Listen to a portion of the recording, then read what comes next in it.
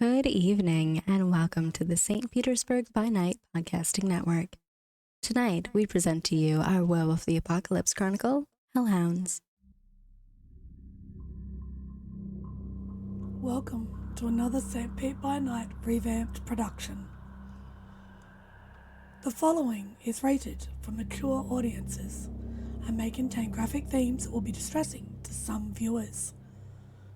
As always, we recommend you ensure the safety and well-being of yourself and those around you at all times. Viewer discretion is advised.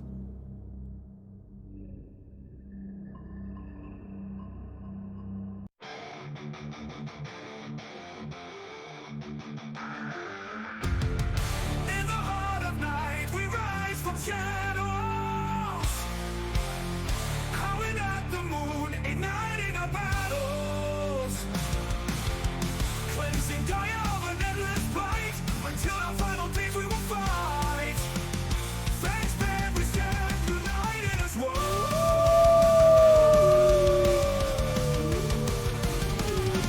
Evil spirits lurking with horror and dread.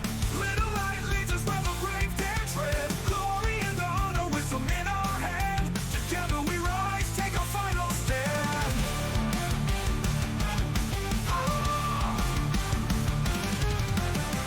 Everywhere we run, the wind is at our back. All the warm forces we will track. From the depths of the ocean to the clouds in the sky, vampires tremble as we learn to fight. Rage across Tampa, in this fight we'll stay. Evil spirits lurking with horror and dread. Little light leads us where the brave dare tread. Glory and honor, wisdom in our hand. Together we rise, take our final stand.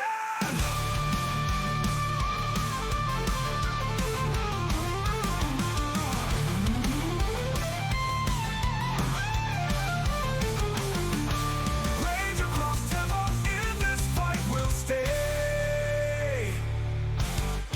Everywhere with the pack, let the night be our guide. In battles of honor, we shall never hide. Fuck you, never hide.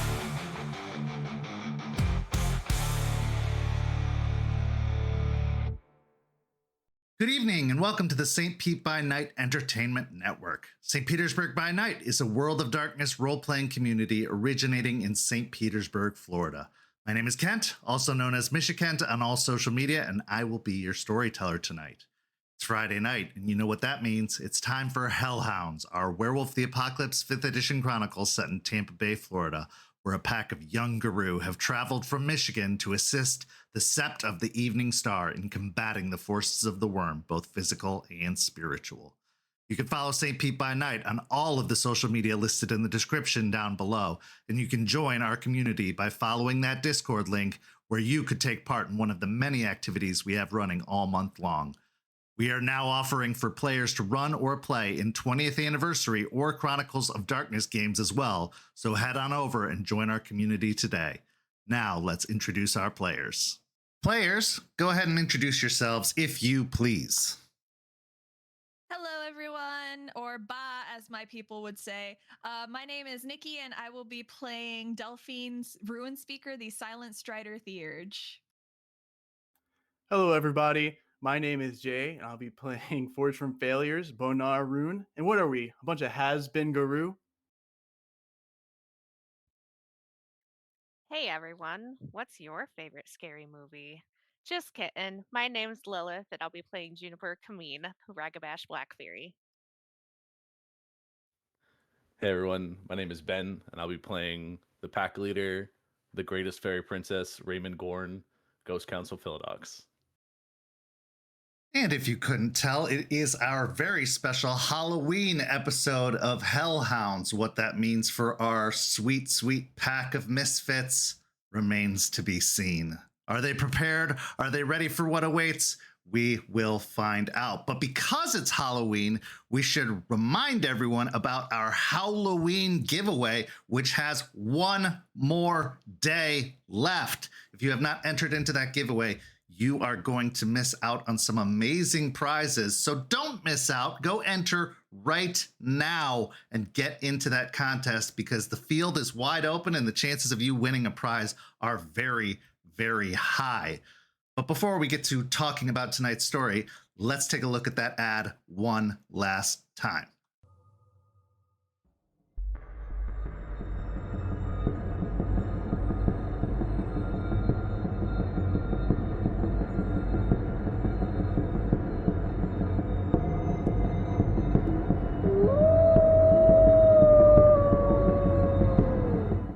You read that right. It is our first ever giveaway, and what better time to have a giveaway than the spooky season. My name is Kent, and I'm the founder of St. Pete by Night and the storyteller of both Rage Across Tampa and Hounds, and it's time for our Halloween giveaway. So let's get into the details about this giveaway, because it is a big one and you are going to want to participate. First, let's take a look at the prizes. Our grand prize winner is in for a Werewolf starter pack, and that comes with a Werewolf the Apocalypse 5th edition core rulebook, a character journal, a full dice set necessary to play the game, and a handmade crocheted dice bag courtesy of our friends over at Chromatic Creations. And if you aren't selected for the grand prize, don't worry, because you are in for a great runner-up prize. 3 of our runner-ups will receive a full dice set necessary to play any World of Darkness game, and a handmade crocheted dice bag courtesy of Chromatic Creations. So those bags you see on the screen, one of them could be yours if you're a runner-up in this contest. So you're probably asking yourself, how do I enter? Well, there's many, many ways you can enter into this contest, including visiting St. Pete by Night on YouTube, submitting a video about your favorite Tampaverse character, joining our Discord on the link down below, following St. Pete by Night on Instagram, commenting on the Instagram photos, and following St. Pete by Night on TikTok. But wait, there's more.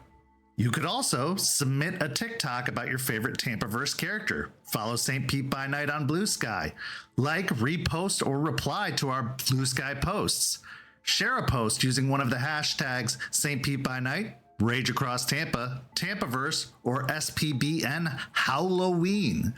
Plus, there are bonus entries if you're a Twitch subscriber, so subscribe to Twitch. But of course, it wouldn't be a giveaway without the important legal jargon, so let's get to the important stuff.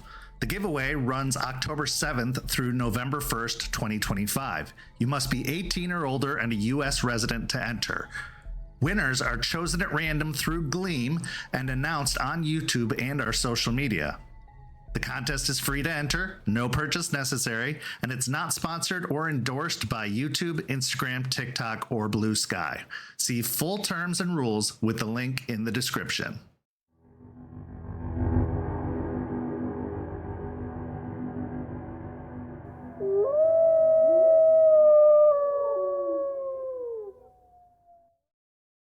That's right, that contest ends at 11:59 on November 1st, so you have just over 24 hours left to enter into that contest, and believe me, you're going to want to do so.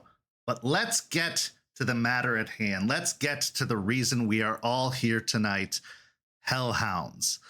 Last week, we saw Raymond and Juniper have a bit of a heart-to-heart, trying to connect a little bit more, though while one is on the rise of redemption, the other seems to be on a steady descent.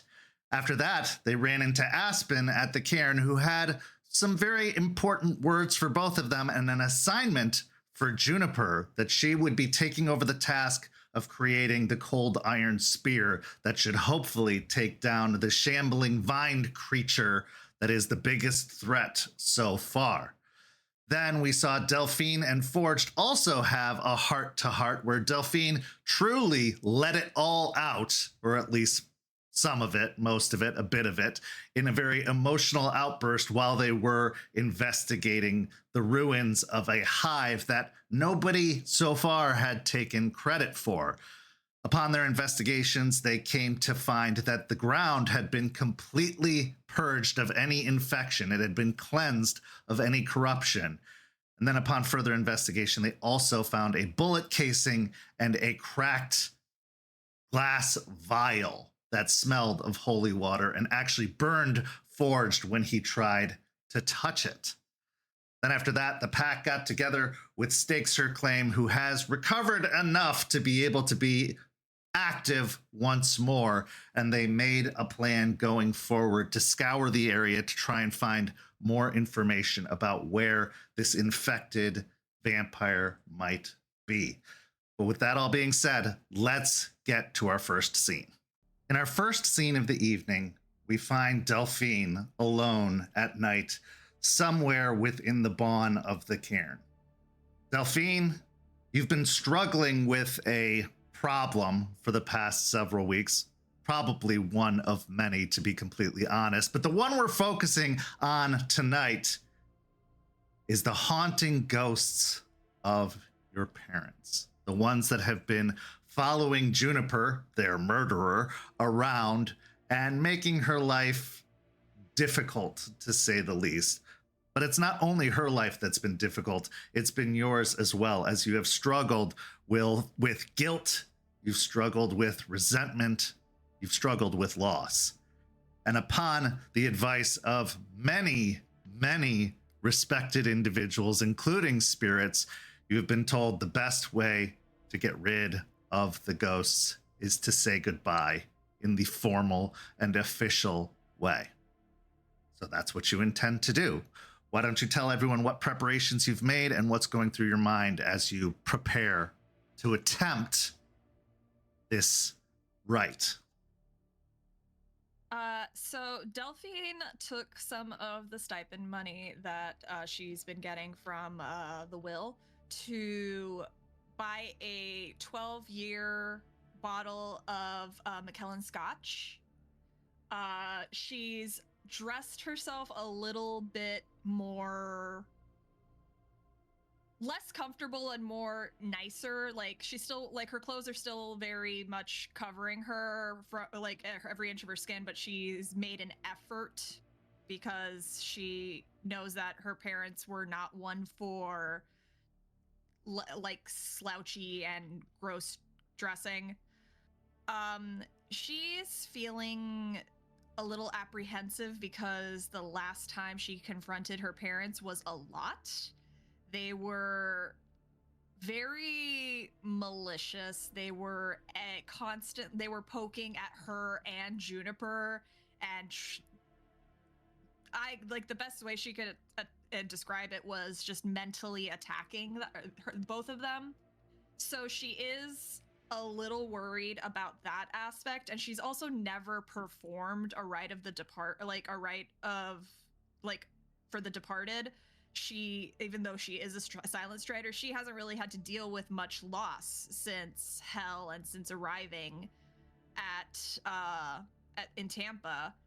Her parents are really the biggest loss she's suffered, and now she is feeling that nervousness about finally falling into some of what's expected of her as a silent strider.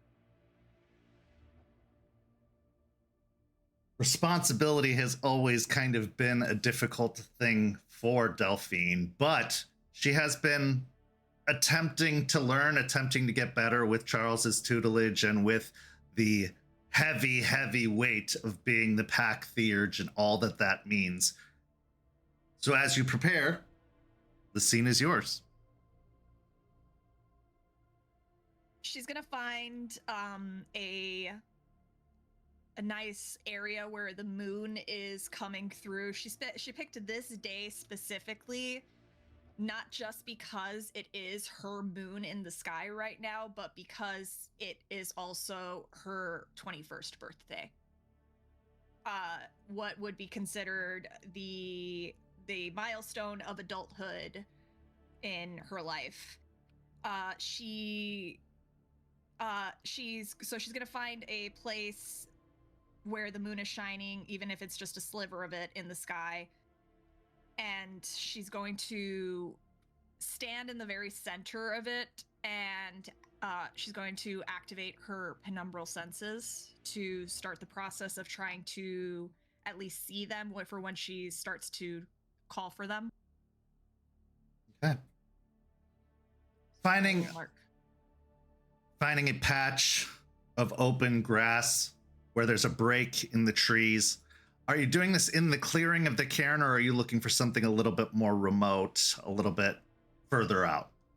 I would look for something more remote, but I would have made a point to at least let Eliza know what she was attempting tonight, just so that way, in case something bad happened, an elder is aware that bad things could be happening just outside because the baby theurge is trying to be responsible. Okay. So you do find a place where the trees part just enough to let the light of the moon form a pool upon the grass. You lay out the implements and you begin your rite. Let's go ahead and start with a composure and resolve check as you try to make sure that you are steadied in your heart and in your mind, having re-upped just enough to keep the shakes away.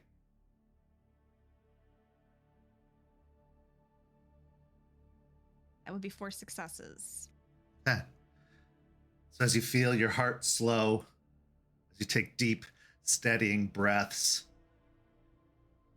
how would you like to call out to the spirits of your departed parents?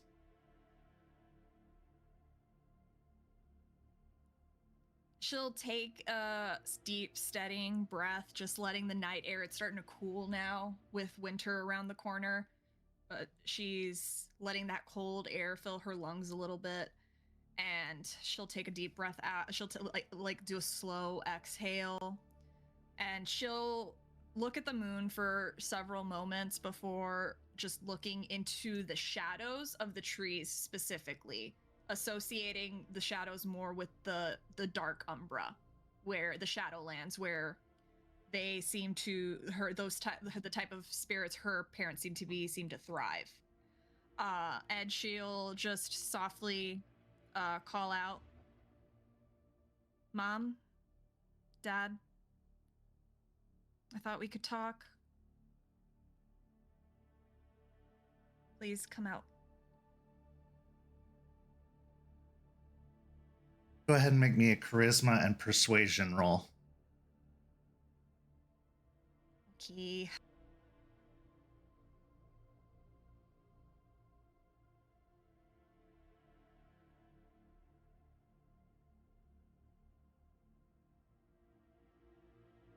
That's just 1 success.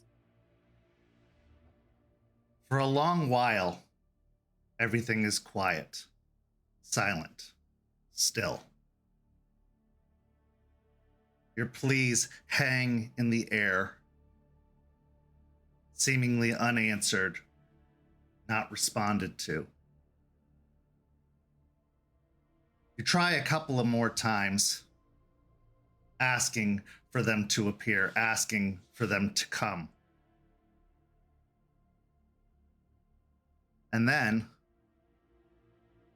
the light of the moon starts to dissipate as clouds pass over.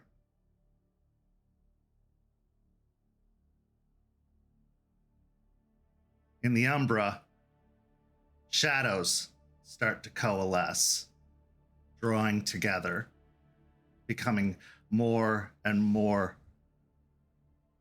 potent. They begin to surround you in a circle.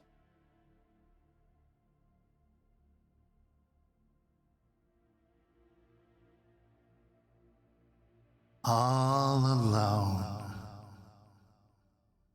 All by yourself. When you put out the call, who did you expect to answer?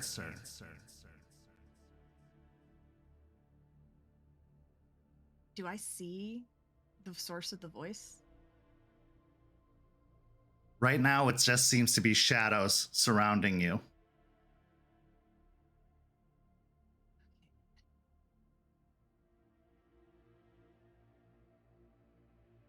I'll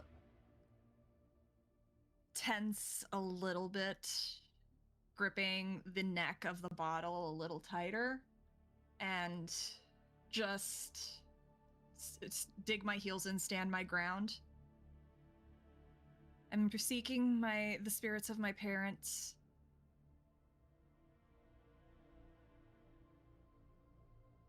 Where do you think they are? Perhaps a toast to them would do the trick. Why don't you have a drink, Delphine? Go ahead and roll me a wisdom and resolve.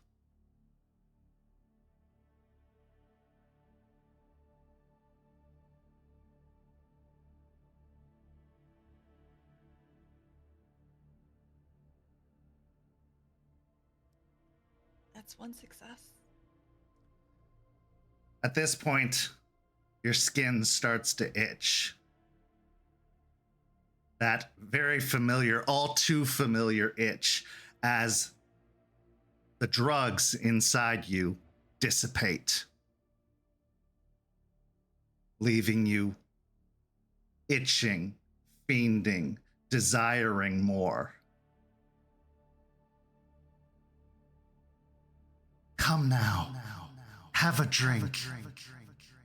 It'll make everything better.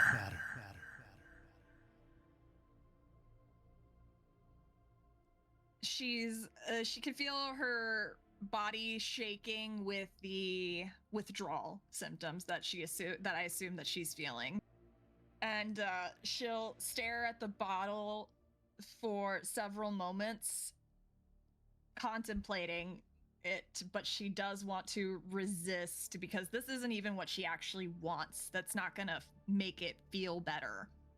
And through gritted teeth, she'll just be saying, "It's not for me."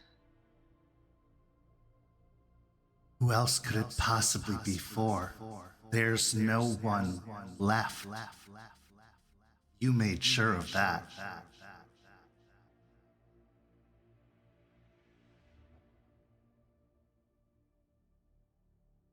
If you are a spirit, I would ask that you declare yourself. What are you? The shadows start to gather and coalesce into a singular entity. And as they melt away, they reveal a mirror image of you.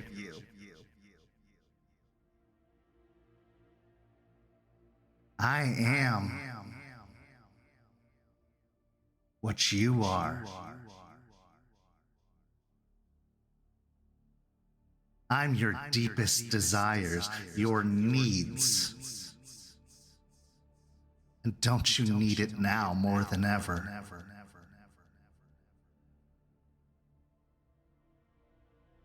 Like, it's a perfect reflection of me.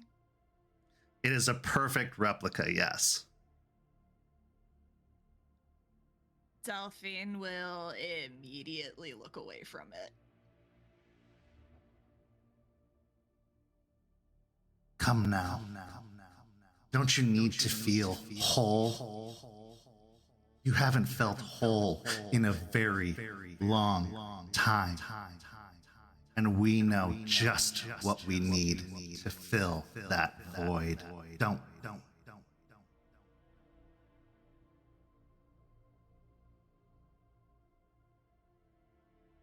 She's shaking a little harder right now.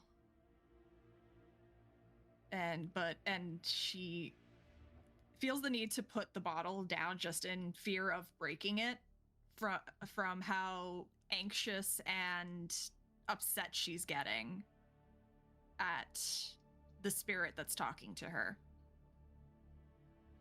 And she'll start fidgeting with her sleeves.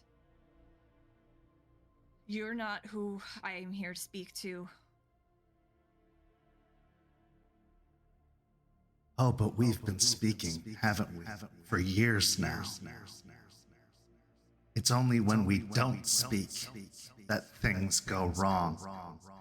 It's only when we don't speak that we are unaware of what the others around us are doing to us, doing against us. As you lower the bottle to the ground, you feel that you can't release it. Your fingers have a vice grip on the neck of the bottle. Take a point of willpower damage.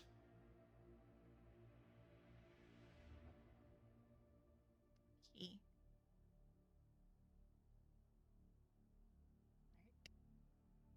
I have 2 willpower left before I have to start taking ag willpower damage. Take the pain away. Take the guilt away. Take the anger away. That's what we do best, isn't it?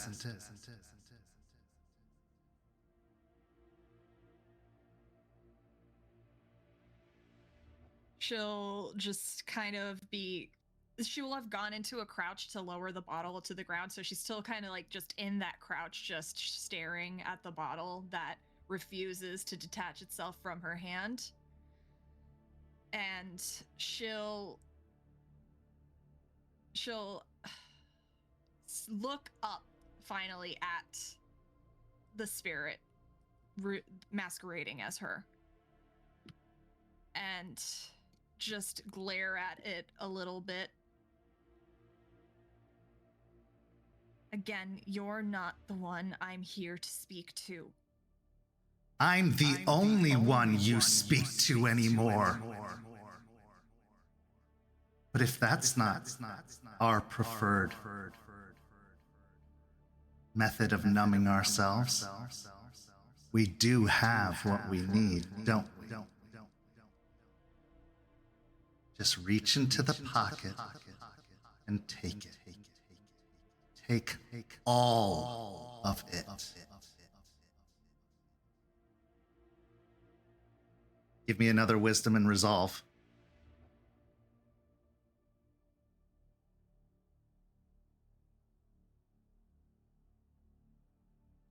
This one is better.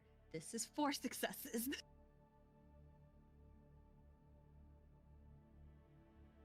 You feel like you can resist, but in doing so, you will have to take another point of willpower damage.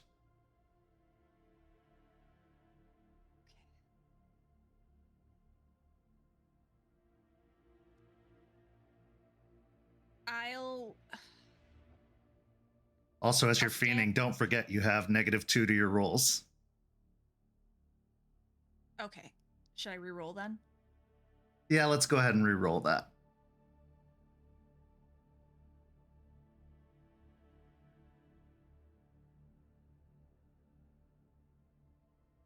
Three successes. Okay. Yeah, you can still resist, but instead it's 2 points of willpower damage. All right.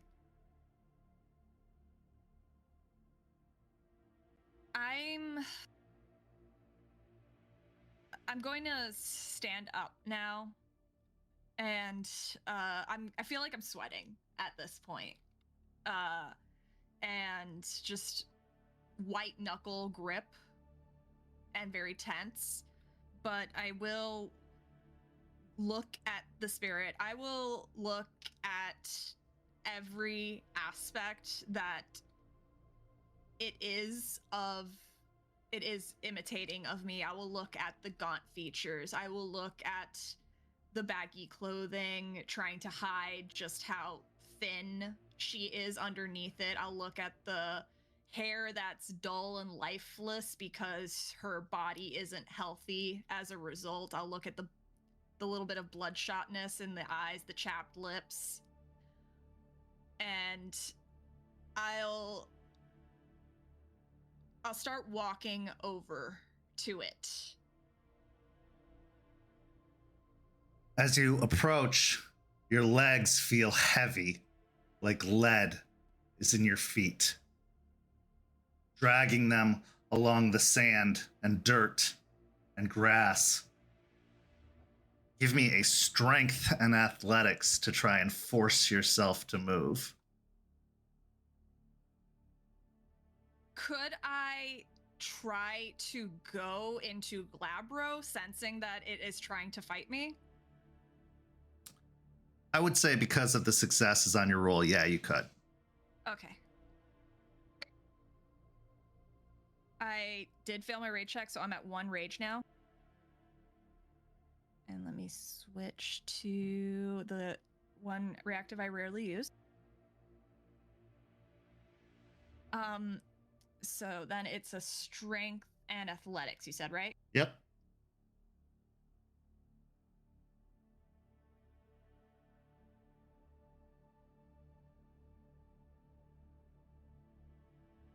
Four successes. Okay. Pulling yourself forward, your feet dragging along the ground. You muscle up the strength until you are face to face, inches away.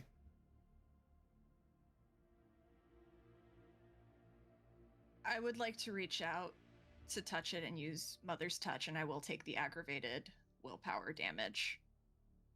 I'm trying to kind of like I know it's not going to heal it, but like it's like a cathartic healing that Delphine's trying to do. She sees herself, she sees her reflection, she sees her pain, and she knows that it needs to be healed, and her only instinct in this moment is to just reach out to herself and use a Mother's Touch on it. Okay. Go ahead and make the roll.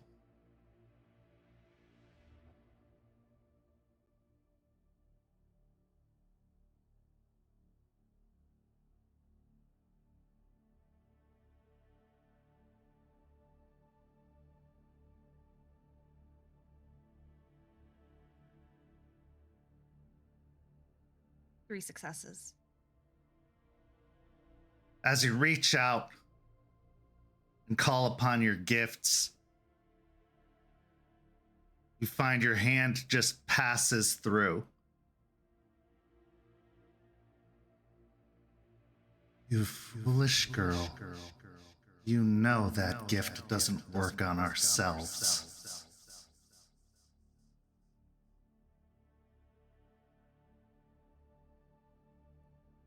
She'll stare at her. She'll stare at the spirit of her reflection, and she just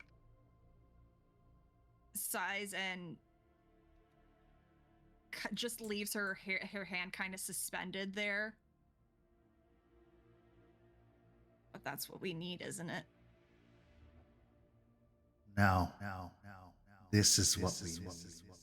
And the spirit reaches up and grabs your wrist. And you actually feel a grip tighten on your wrist. This is what we've always needed. And you feel one of the fingernails pierce into your skin, directly into a vein in your skin. This is what we've really needed. Give me a stamina and resolve.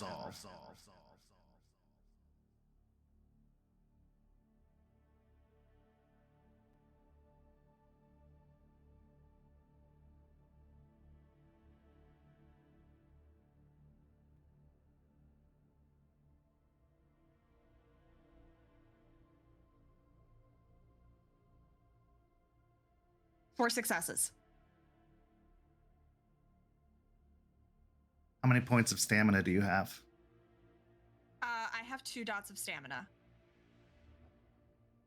As you feel the tingling numbness start to go up your arm, your vision starts to get hazy and woozy.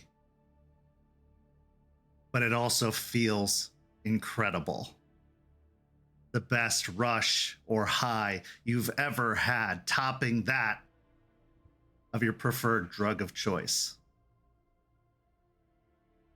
but also you lose a permanent dot of stamina.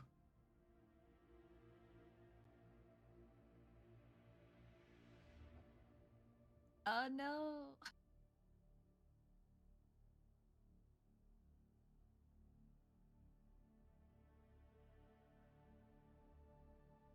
Oh fuck. Is I it, told you, this is what we need. Doesn't that feel so much better? Does my rage go up?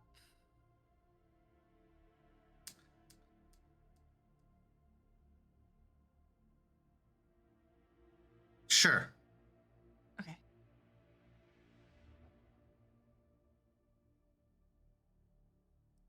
Delphine will. She'll just like she'll feel her knees buckle just a little bit, and trying to stay standing, but like feeling the numbness and the fluidity of that sensation going through her. And she is feeling tears gathering, like pulling at her eyes right now in this moment. And just staring at herself sadly and wondering if this is how everyone else sees her in the moment, and feeling some shame from that, but also just feeling relief at whatever it is that's going through her bloodstream right now, because it is making the shakiness go away. It is making the pain go away. And she'll keep staring and just ask, "What are you?" I told you. I'm you. I'm what you've been for a long, long time. Isn't this better? Isn't this what we've always wanted? To stop hurting? To stop feeling? You're hurting me right now.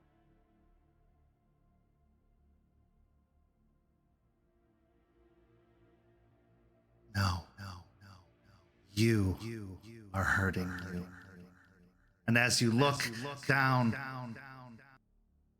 at your arm, you see that it's not the spirit gripping your arm, but you holding a syringe to your wrist, pushing the plunger down slowly but surely.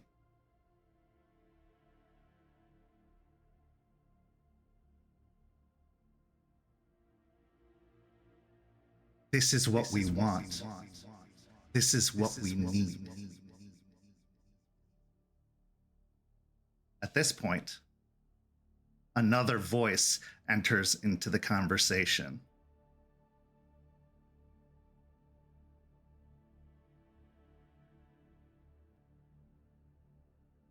You wanted to stop. I can make it stop.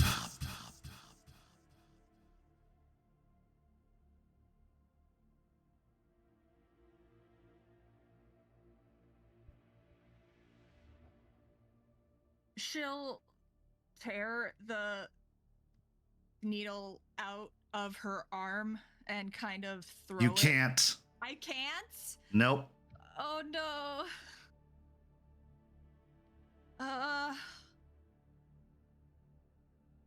I will. With your lack of willpower, Yeah. can't. Okay. No, that makes sense. It makes sense. She'll turn and look at what she knows is theirs, the wolf. Just say the word. Just say please.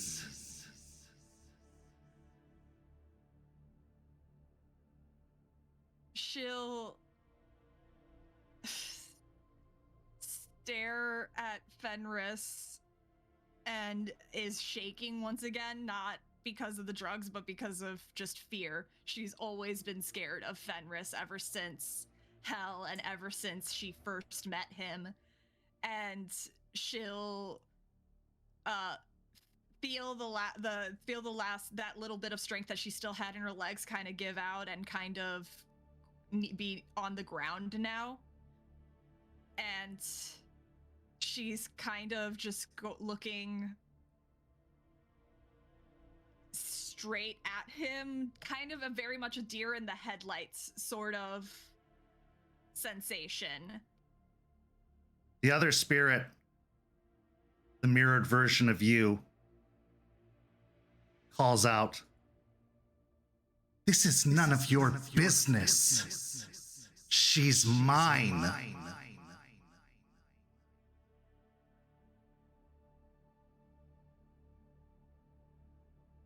That's up to her, isn't it?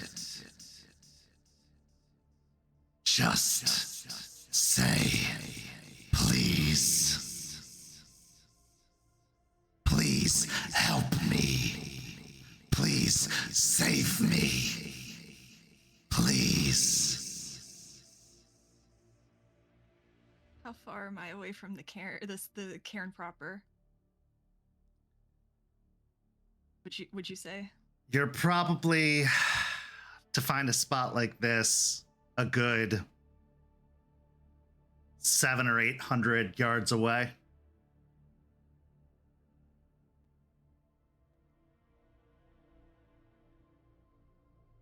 I'm kind of going to just shrink a little bit down into myself, and as I'm curling up, I would like to shift into my lupus form. Okay. Dropping down to the ground, you shift into the bone-thin, almost skeletal pup form.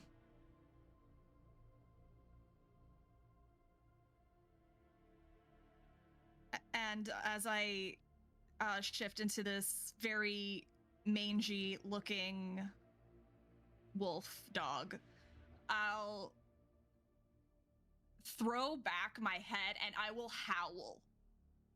I will howl as loud as I can. Give me a composure and resolve. Do I have do I have a penalty just because I do have ags? You are still in penalty, yeah. Now the drugs that are numbing you are having the same effect because it's not your drug of choice. It's something much worse.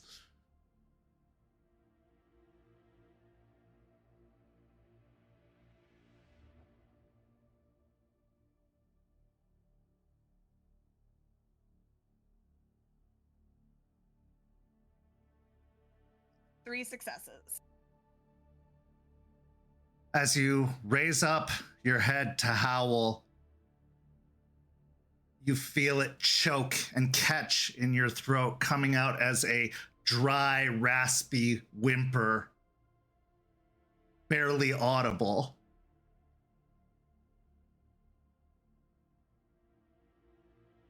How much longer will you let this continue?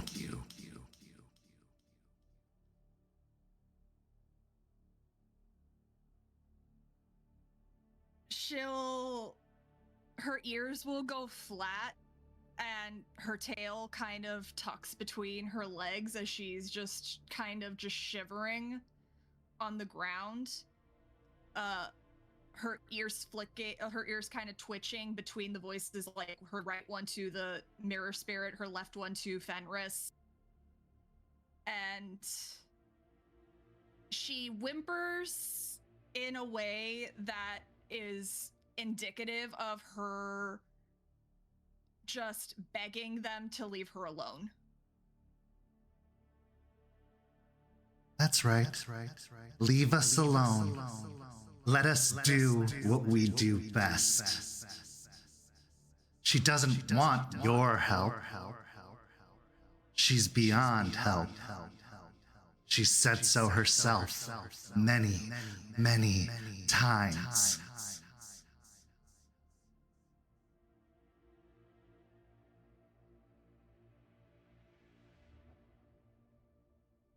Very well.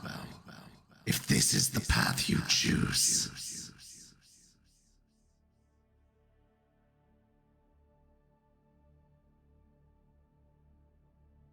And the wolf. Yeah.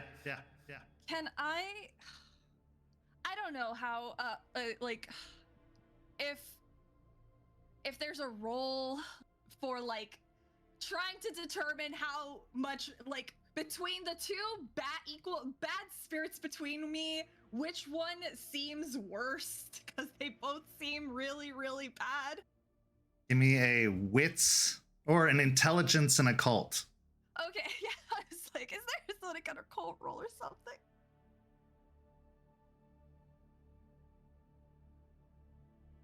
Does the Umbra specialty come into play at all? Yeah.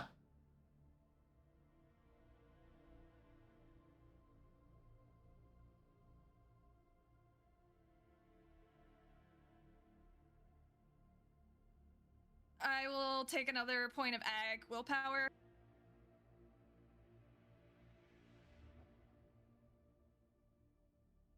Four successes. As bad as Fenris is still of Gaia. This other thing you're combating screams worm, screams bane. In fact, you can pretty confidently say it is a bane of addiction.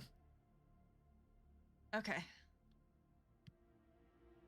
As Fenris is turning away from her, she looks up at the spirit, like the bane of herself, and she kind of then just whips her head over to Fenris, and she'll like let out like a bark that almost has a bit of a whine to it. Just pleading, pleading that like in a way, just almost like a begging. The wolf turns, but stops and looks over its shoulder. I hear you. And with that, the wolf leaps over you and tackles the other spiritual version of you, rolling across the ground and pinning it.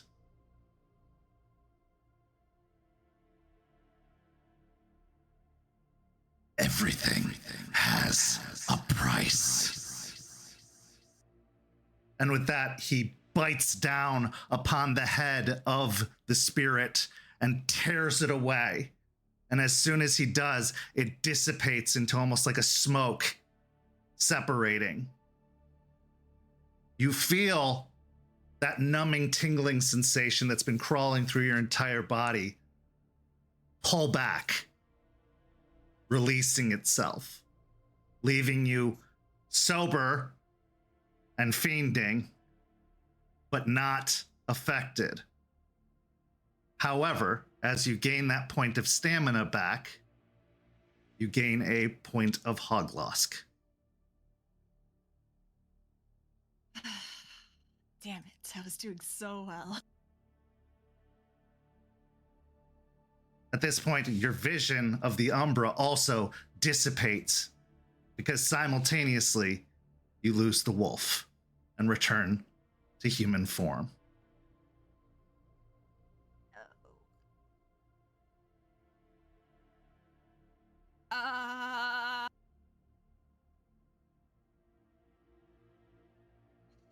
Okay. Is that a stain towards That is Hirano a or stain towards Hirano in this case, because that is your inner fire going out. Okay. Spooky night, spooky vibes, let's go. She'll feeling herself kind of like opening her eyes and looking down. Instead of seeing paws, she sees her just very thin shaking hands. She'll slowly stand up and she'll look towards the cairn. She'll look towards the cairn, just struggling to walk. She'll stumble a lot, but she's never lost the wolf before. So this feels very bizarre to her to not feel that part of her anymore. She doesn't feel the rage anymore. She doesn't feel strong anymore. Because even though she would consider herself physically the weakest of her pack and probably the entire sept, she still felt stronger than she does right now. Right now she feels fragile. Right now she feels human, and she hasn't felt human in a very long time, and it is very unnerving and a little scary for her, because now all she can think about is how vulnerable she is. As you struggle to make your way back towards the cairn, you find that the leadness in your feet has lightened. Everything that was holding you back before has lightened, except for your own physical need. You do weakly collapse to the ground a few times as you are crawling, dragging yourself back toward the cairn. Eventually, you reach the edge of the clearing of the cairn proper. And there to greet you is Eliza. Eliza rushes over, finding you entering into the clearing. And she quickly gets down onto a knee and starts to help you up. Delphine, darling. I don't think Delphine would even let Eliza pick her up. I think she's just so shaken by the experience that she kind of just instinctively just wraps her arms around Eliza's waist and is kind of just going down to the ground, not too scared to move and just needing some form of reassurance. Her whole body is just trembling, and she didn't even realize, but she's just panic, those panic attack breaths. With your heart quickened, the breath almost burning at your lungs as you can't get it. You can't get the oxygen you need. Your vision starts to swim once more in a completely different way. But as Eliza starts to sing in a language you haven't heard before, you feel yourself calming and the breath returning as the soothing song hits you.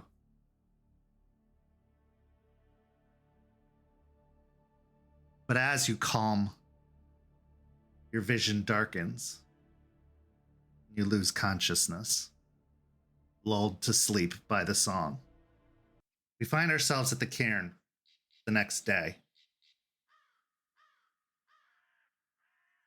Forged, you have been trying to seek revenge for all of the injustices you have suffered, those that you know about, and maybe even those that you don't quite yet. Knowing what this infected leech can do, knowing that it can snuff out your fire or stoke it even higher. You realize that there are some tools that you are going to need in the fight ahead. But where can you learn it? Where can you learn the Song of Rage? The song to allow you to combat the putting out of that fire. The Galliards.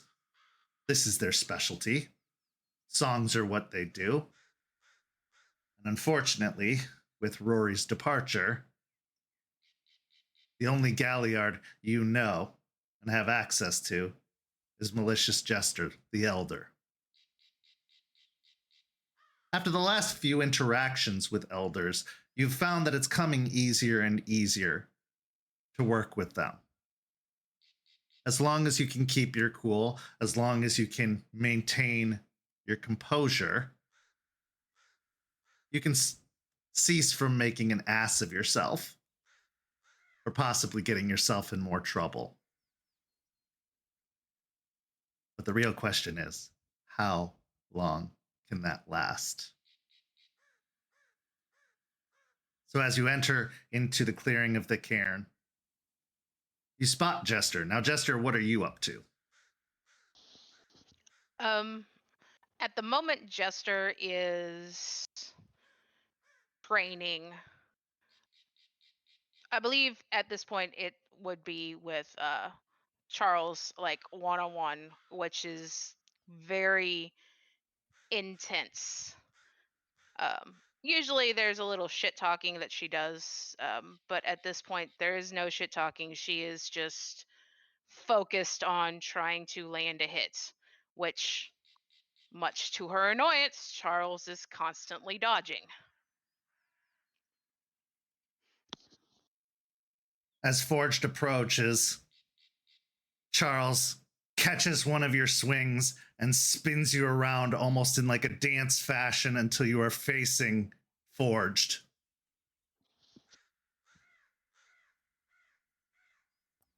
It takes a lot of mental power from Forge not to laugh right now. He's holding it back very hard. She will give a half snarl at Charles spinning her around, and then her attention will land on Forge and she'll relax for a moment. I believe you have a visitor, Charles says. And then he releases his grip, but you feel a small tap on the ass as he pushes you forward.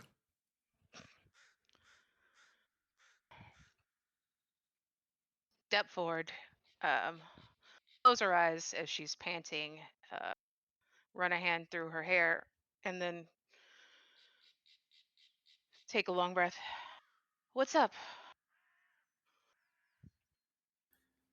The Forge will have hands in his pockets right now. He's trying to look very nonchalant, very casual as he looks around for a moment, looks you up and down, say, well, I just was in the cairn stopping by, and, I heard about the whole fungus leech bullshit, that they had some weird powers involving, our anger and shit. So I heard that you Galliards have powers to mess around with that. So I figured, stop by, maybe see what chat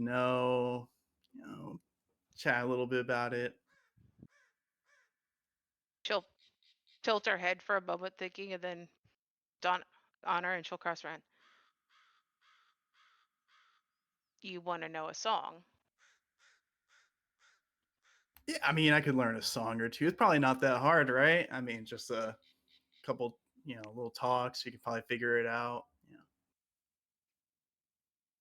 Can you even sing? Or are you just going to, like, scream at people? I mean, I can sing. I mean, look, I'm pretty good at, singing. I got pretty good at the guitar. I mean, not. I think I can rock karaoke night pretty good. What do you want to do with the song? Do you want to make people angry? Do you want to calm them down? What do you want to do? Well, I mean, I want to make people pissed off. I mean, that's kind of more important of the two, right? I mean, if we lose our anger, then we're kind of just useless sitting there, like, doing nothing when we're most vulnerable, right? Or you let the anger get to you.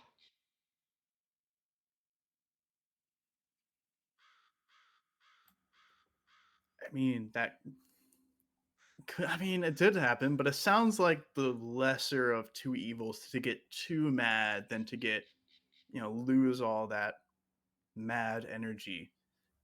Kind of. I've been through it once or twice, not having the anger inside me. Kind of sucks ass. Would hope to avoid that again if.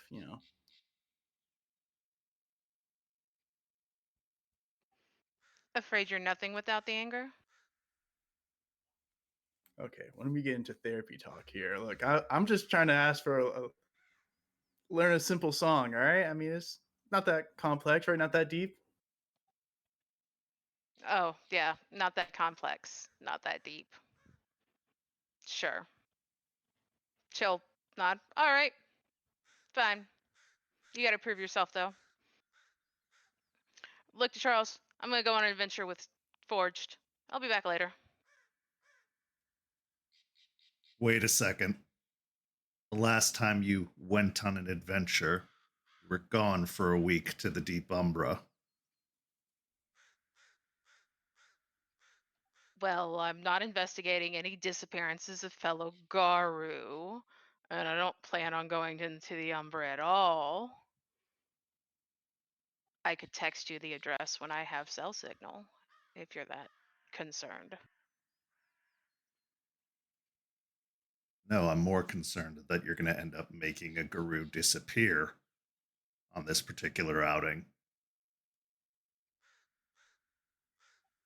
I'll be nice. Sure.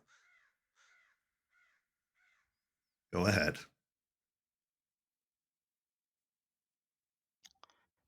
Besides, isn't he a rune? Like, he can protect himself. He can handle himself. Yeah, I'm probably like the second strongest here. Charles is probably the one that can beat me up. Probably. Strength isn't everything. And she has a clave. I mean, just don't get hit. That simple, right? Let's go. Her face will get cloudy as she looks at Charles and then just walks off. I need to clean up, so give me about 10 minutes. Meet me at outside the cairn where my bike is. You see Forge nods as he takes his hand out of his pockets as he'll start walking away. You can tell like his hands are actually a little sweaty. He's feeling a little nervous right now, especially when he saw Charles. That's when he especially got nervous. Charles and Jester in the same area. He was not expecting that as much or wanting that, but he's walking away now, kind of a little nervous and dreading what this little mission could be. So as the two of you part ways, Jester, you go clean up, and about 10 minutes later, you both meet at the motorcycle.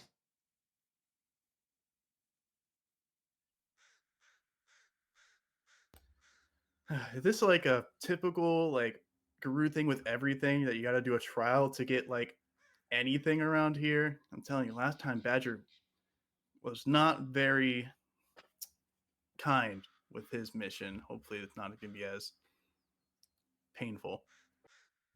Maybe, or maybe I'm just fucking with you.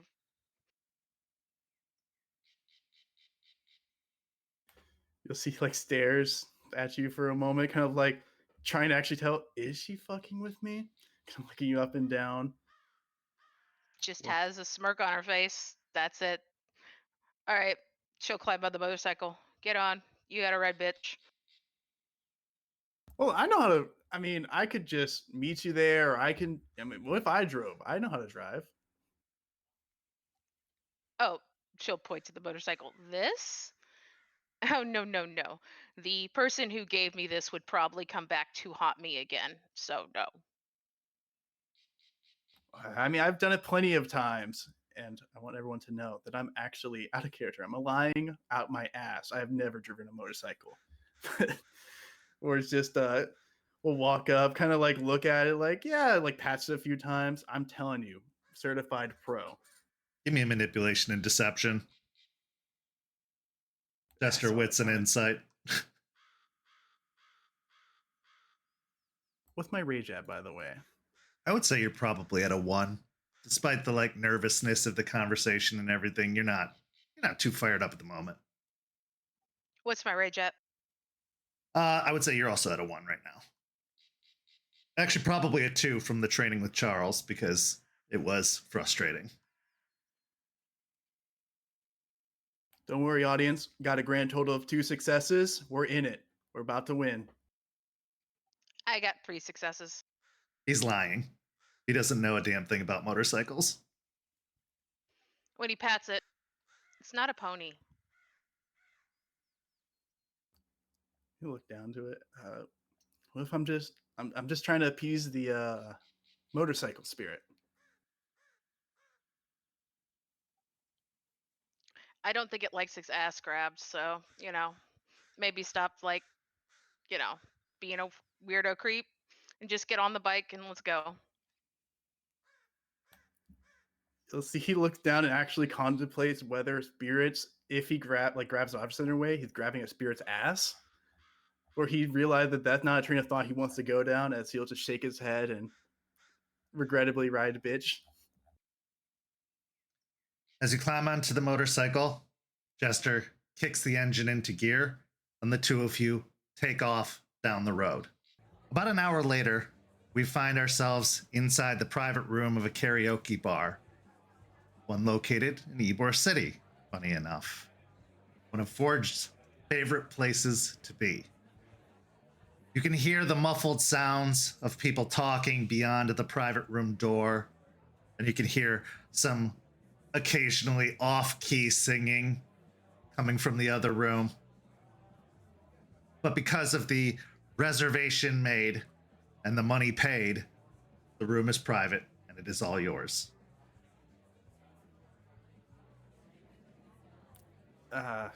Can't say it's what I expected when you started talking about testing and trials and all that. I mean, like the place though. I heard pretty good things about this place. It's on my circuit. I have a few that I frequent. Sit down and start looking at the menu. You want anything? Am I paying? No. Oh, great. Okay, then I want some mozzarella sticks. Can we get some onion rings on top of that? And is there burgers here? All right, give me a burger as well.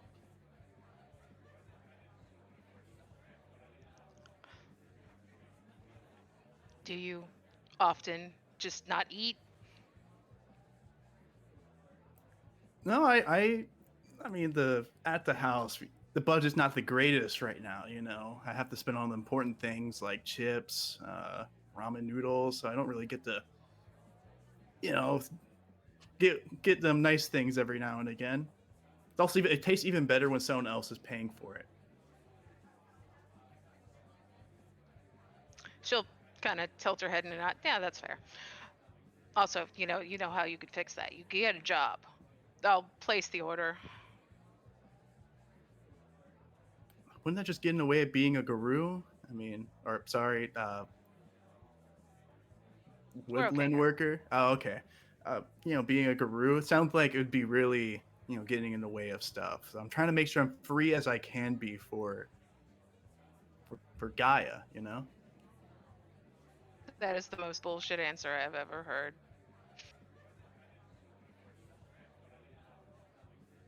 After about 10 minutes, 15 minutes, the food comes and the employee leaves the private room.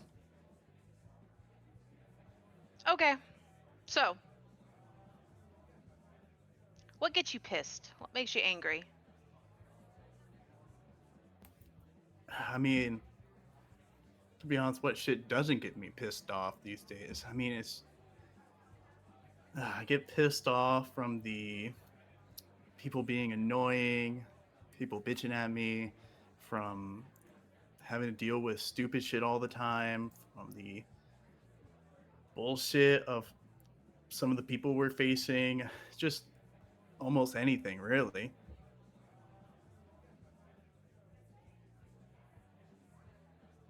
So, you problems. You get pissed at you problems then. No, not just me problems. It's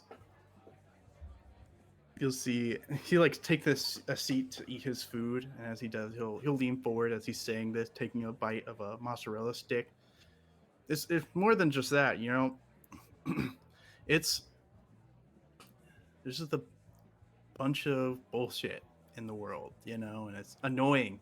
Deal with it 24/7, and people expect you just take everything and not, you know, complain. Have a smile on your face while they ram you up the ass, you know?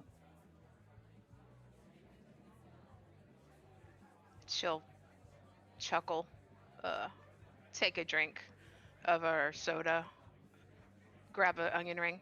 Oh, I know really well.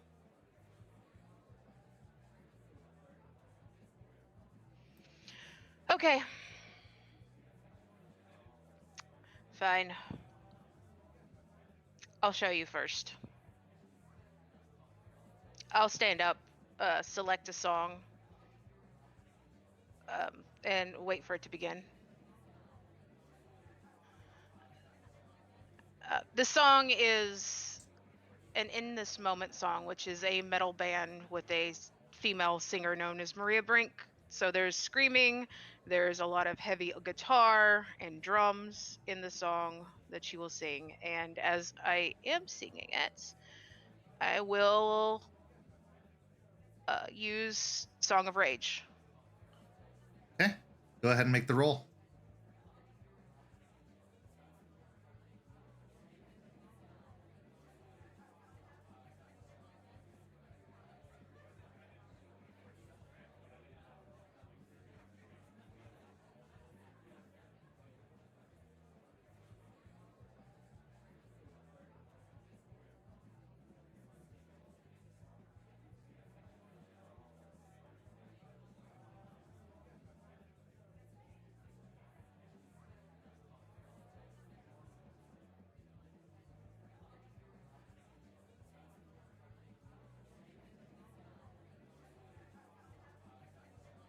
What'd you get? Anyways, I failed the rage, but I still haven't. That brings me down to 1 at the moment, and I got 3 successes. Okay, the test is difficulty 3, so you make it. Forge, you increase by a rage as you feel the song emanate at your core, stoking the fire within, causing it to burn even stronger and brighter. I like to imagine, like, as I'm hearing this song, the thoughts that what I said it makes me angry, what's pissing me off now was just kind of like filler answer, you know, the trying to not give too much away and more just saying, you know, keeping up the persona that he has been having this whole time. But as he hears this, he can't help but think of the injustice that has happened to his friend, the almost mocking face of that blonde-haired bitch that killed his friend, the loss of his kid, the fact that he tried to do the right thing and it felt like he was punished for trying to help. And it feels all the thoughts kind of come in, and he feels that anger swelling as he'll like start like headbanging towards the song.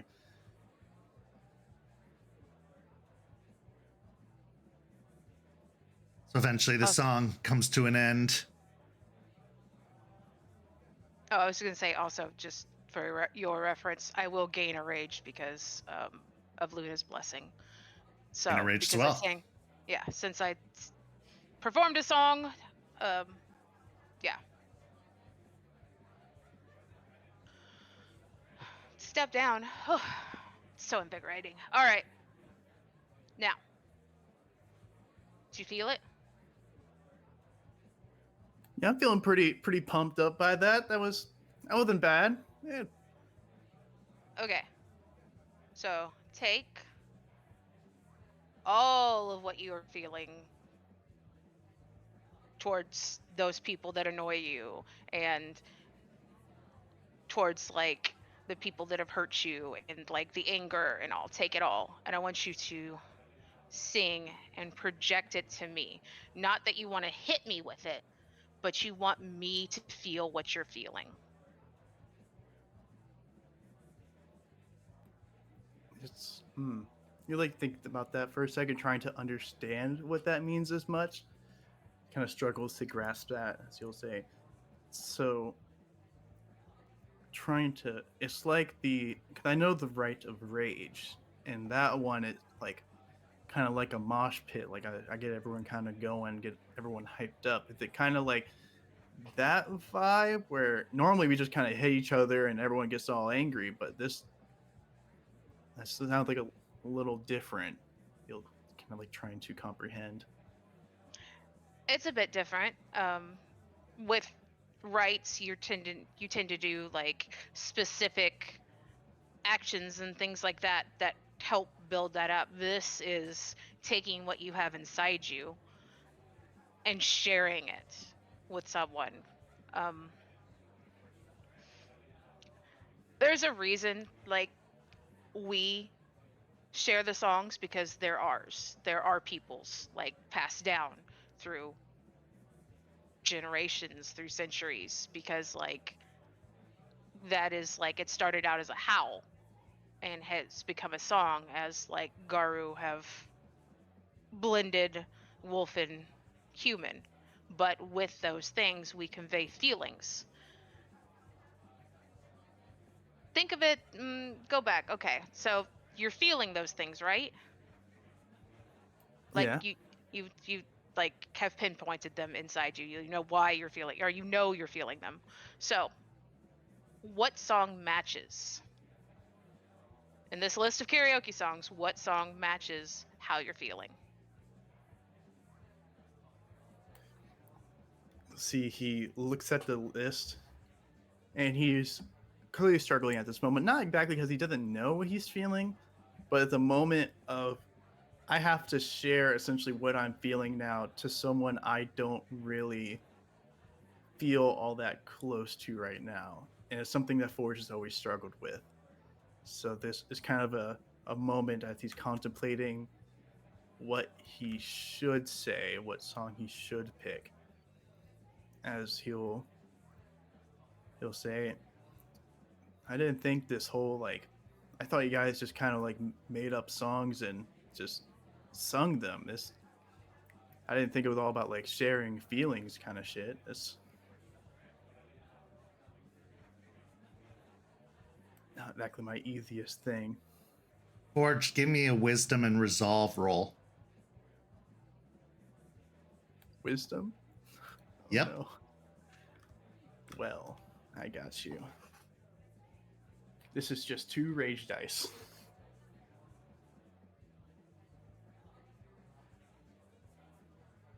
I got a brutal outcome. Okay. Do you want to know my verbs? I don't know if that would exactly help here. Oh, it's not going to help. Don't worry about that. Yeah, I figured. At this point, a voice starts to enter your mind. Your voice. Your inner feelings. Come on. We have so much that we're angry about. Hell, we're even angry at her for being in charge, for dragging us here, for making us go through all this bullshit. Just teach us the fucking song. Why are we even bothering with all of the extra? We've got work to do. We've got revenge to seek. We've got a need to fulfill. Stop wasting time. Take a point of aggravated damage to your willpower. Ow! Jesus. You see, like, Forge is, like, looking at the song. He's, like, clicking on the scroll button, constantly scrolling down more and more.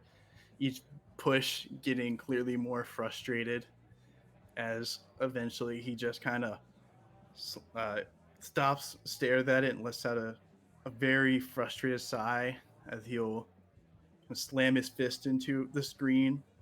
Maybe not hard enough to crack it, maybe not, as he'll just sit there, eventually just saying, it's just bullshit. Why do we have to do all this shit here to like the whole lesson thing? It's just a song, right? What, do I just gotta sing that song and it'll be fine? Look, I can do that. Like get up on stage or like get up the microphone. He's like, look, just was it, Roots or whatever? Let me get back. She'll cross her arms and watch him. They'll eventually go back to the song that she played, and it's like, all right, fine. Look, here we go. I'm gonna do the whole thing, and he'll play it still very, not really invested as much into this, but still very pissed off as he will try and copy what she did.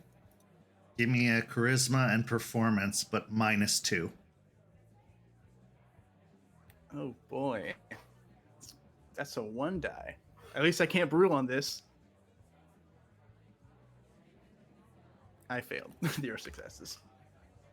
The sound that comes out is just a screeching, half-hearted wall of noise. Nobody feels anything other than maybe annoyance or disgust, maybe hurt ears, but there isn't any other feeling to come from it. She'll rub an ear at the end. So, you were lying about being able to sing too? Clearly you probably just taught me wrong. Look, I did what you said. I sang the song and it should be working. Why isn't it working? I picked that song because it's personal to me. Which means I could easily pull up feelings I felt, especially anger, and I could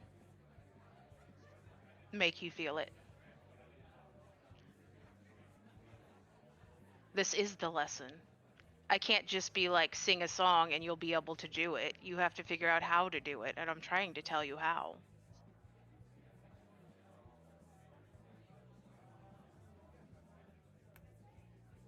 See, the frustration is building, but part of it is not at Jester, but it's more at himself for not being able to get it. Because it should be easy. It's just singing, but for some reason he just can't get it right now, and it just builds up more as he. I feel like at this point he would just. If you break anything in here, I'm sending you the bill. He's actually just gonna start. I think just start with a yell into like, not even to the mic, but just in general. Kind of yell out as he then just starts saying, "You know what's fucking bullshit? You want to hear about shit that pisses me off? You want to hear all the bullshit going on? Fine, I can tell you here, and we can go through all this shit. I gotta deal with the fact that my fucking kid got taken away after I tried helping my baby mama out. I tried telling her everything. I tried being like, hey, here's all the shit that's going down. Let me do the right thing. But turns out, good deeds go unpunished. No good deeds go unpunished. You just get fucked over for trying to do anything good. And I'm sitting here, I lost my fucking best friend, and that bitch is still out there, just walking around, having a great old time after just killing him, turning him into a weird fucking creature and blowing him up, and we're not even doing anything about it. I don't get to do anything. I'm stuck here, wasting my time on this training bullshit and all this other shit, these trials, when I could be hunting her down, getting what we need to get done. But no, I'm stuck here having to waste time on this useless shit and dealing with everyone else's fucking problems because no one else can get their shit straight. Everyone else having their own little meltdowns over the most like mundane shit, it feels like. And yeah, I have to be here, the strong one, holding everyone together like a piece of glue, because who else is doing it? Not Ray. Not Delphine, I think, would fall fucking apart if she had any more responsibility put on her. Juniper, she just doesn't even know how to fucking talk to people. I don't think she knows. And yet I'm the one having to do all this shit. And I'm also the youngest out of everyone here. Like, I'm the kid here. I'm supposed to be chilling. I'm supposed to go out and have a life. Like, most people my age be going to college, and I have to hold together these fucking people and do all this shit. Why? Why do I gotta do all this? Why would I chosen to do this? It's not fucking fair. Jester, give me a wits and insight.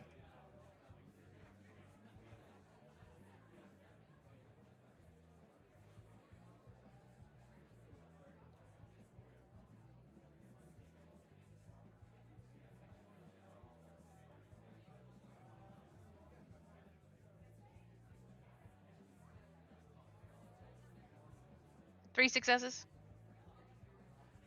As you're listening to Forged, you can feel the pain that's coming from all of this. You can feel the anger that's coming from all of this. And it's honest. It's true. But it also seems a lot more intense. It seems like he went from 0 to 100 pretty quickly. Something feels off about the whole situation. Like you knew he was going to get angry. You knew you were going to poke and prod at him. That was the plan. But this happened very quickly, even for him. Like Hoglosk or something else? Hard to say.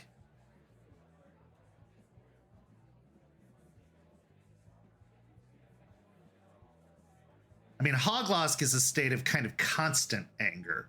So if he were suffering that, he would probably be like this all the time. But this was intense and sudden, like an outburst.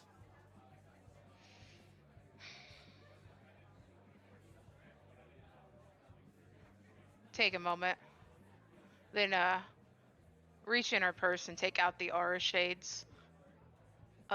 And put them on as he's going through his everything. Give me a wits and awareness. Actually, let's make it wits and occult.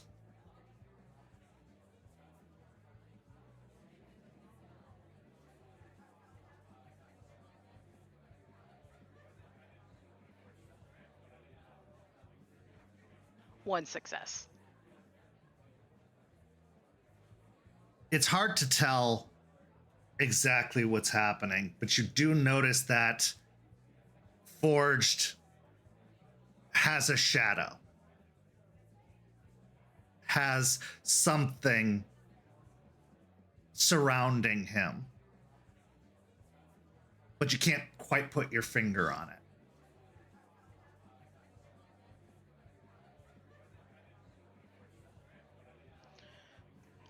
Frown at it and then put the shades away. It's a lot, and it's not fair. She'll actually get like a weird little smile. A lot of this isn't fair because we're losing. And so the unfairness just builds until it's a massive pile of shit. The only reason we're fucking losing is because of elder guru like them. Can't get the job done.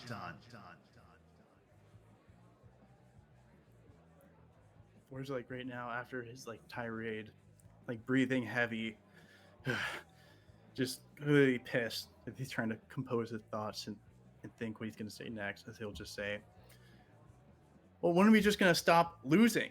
When are we going to not just accept losing at this point and actually do something about it? Because it feels like we're just laying down and taking it. We're just like dying dogs here, just waiting for the final kick. A lot are. We're not here. All of us here are actively trying to do something to make change. We could just tear out this bullshit by the roots. We could, like, isn't Piney Point still around? That's been around for how long now? We could have probably gone over there and burned it to the ground already, or just, you know, beat the shit out of anyone that worked with all the evil people. We probably known how long we've known of them. I mean, the people, those fucking bloodsuckers are still sticking around. We haven't kicked their ass yet or kicked them out of town. There's so many shit like still going on here. It just feels like we're doing nothing, and that's not what I'm here for. I'm not some diplomatic fucking leader. I'm a warrior. I thought that's what we all were. Warriors. Meant to beat the shit out of things that need to be beat the shit out of.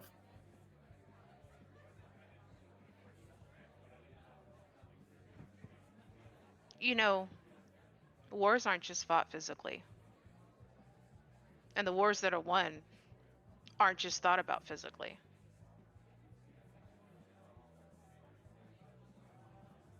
Piney Point has an entire, like, corporation behind them. You know, those things that pay money to the government to, like, make the rest of us stay in our place. The vampires in the city are using the government, the police, and all that. So yes, we could just run in there and turn rah-rah giant twisted monsters and, like, try to tear them apart. But then we have the fallout to deal with of all the other people and the police coming and the humans coming to hunt us because we're big monsters. It's happened before, by the way. Like, a long time ago. I don't even know when, because we fucking forgot, like, what year this happened. But we all got in our, like, big primal hubris that humans were bad and they should all be torn apart, and so we hunted them. Until they figured out to hunt us back. And they found out silver hurt us. That's why we don't say what we are.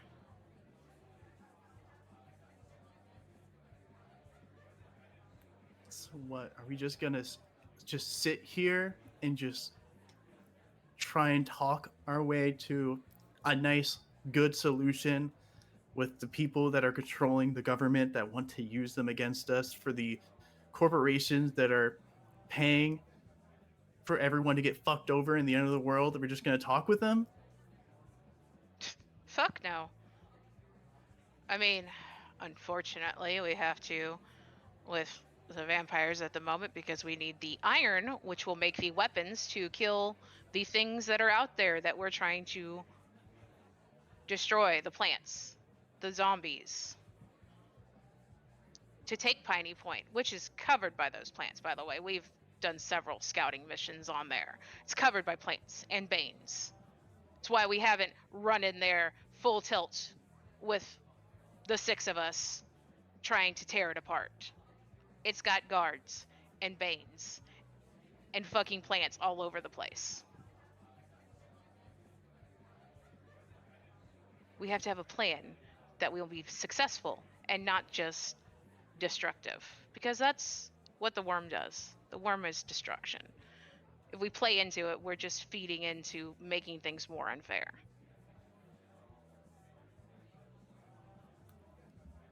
You see Forge kind of almost reaching a high point in his frustration, very visibly angry as Scream.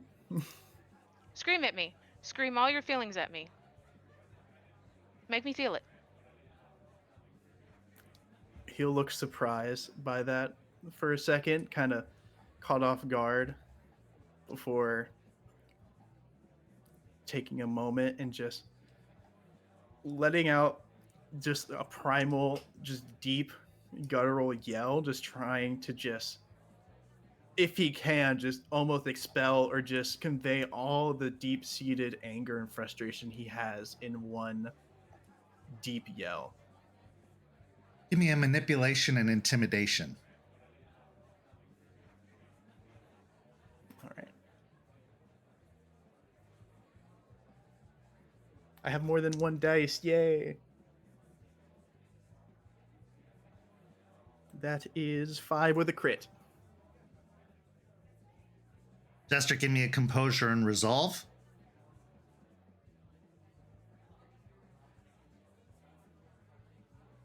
I also like the flavor in a way, like, I think Forge is trying to let Jester know of, like, how he's feeling, if that makes sense. Like, this is like a yell and attempt to just convey how deeply frustrating and unfair this is to him.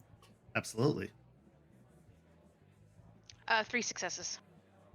Okay, Jester, take a point of superficial willpower damage as the scream is intense and overwhelmingly strong.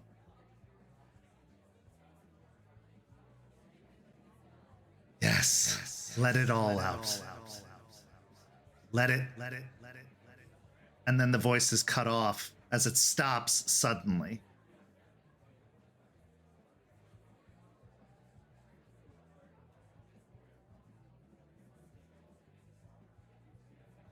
There is a time and a place for this. You aren't helping.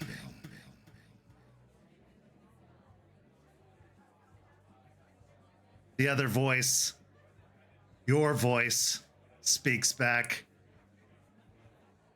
It's been building up for so long, and we've had nothing to do with it.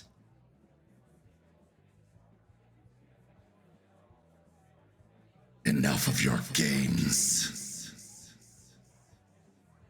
They are mine, and I will direct their anger as I choose.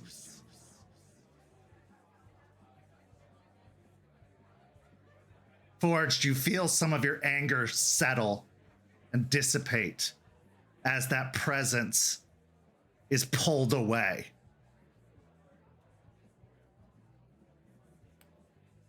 Yeah, like the yell goes on for a moment and kind of like starts dying down more and more until eventually just Forge's throat gets so raspy, so torn by this, that he can't help but stop as he starts panting, breathing heavily just from all that. As he'll say, it's just so fucking unfair.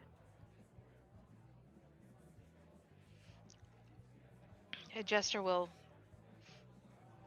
hide her shaking hands for a moment and turn away. It's always unfair. But are you going to cry about it, or are you going to try to do something about it?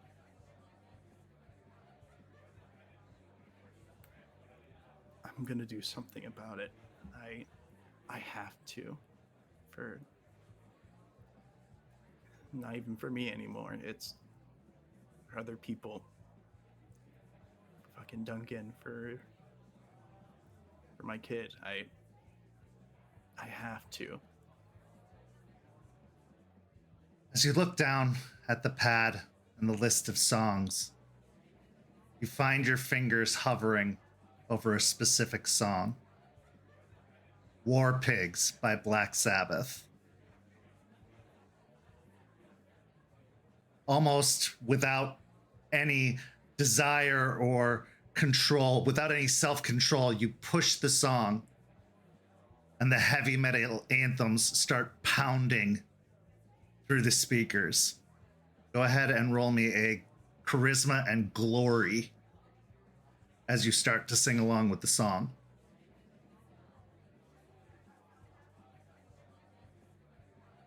I'm going to use a willpower.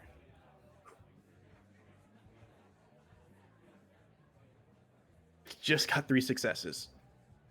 Both of you gain another rage as you feel the song enter into yourselves. The rage stoking, the flame burning brighter and higher.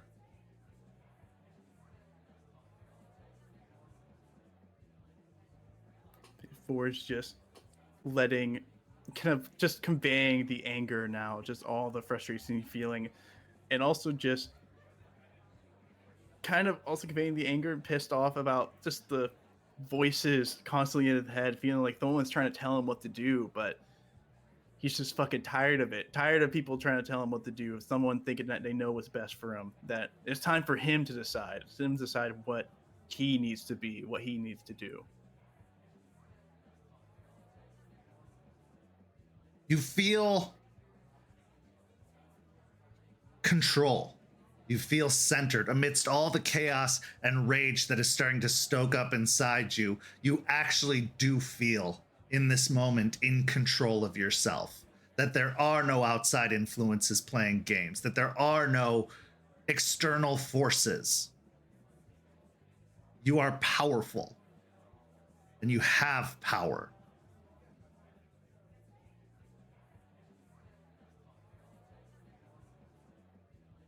And I think, like, by near the end of the song, when the song ends, for surprisingly, Forge has a smile on his face. He stands tall, even though he is conveying his anger. He's not letting it crush him. He's not falling to the weight of it all or letting it control him. He is him, and he's not defined by it right now. That he just feels the sense of satisfaction from letting it all out and letting someone else finally being able to let someone else understand what it means. Throughout the song, Jester will be clapping and like mouthing and singing along, and then at the end she'll let out a like loud whoop and a cheer and clap. Very good.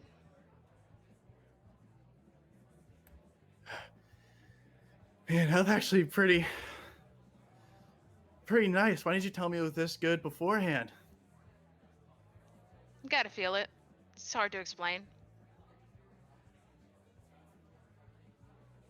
He'll go down, sit down, and grab some mozzarella sticks, take the bite out of them with you. He'll look over and delay for a second for saying this, but says, "Thank you, Jester. I appreciate it. It's been a rough fucking couple weeks, months." Jester will stare down at the food menu, kind of just like running her fingers over it. Yeah. It's not your fault, you know. What happened to him? You may think it's your fault.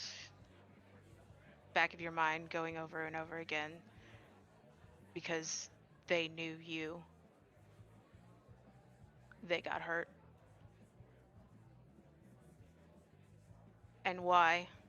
When like someone like you doesn't deserve all this is fine, but someone like them gets hurt. But it's not your fault. It's the one who did this. They chose actively to hurt your friend. And they chose it to break you. Prove them wrong.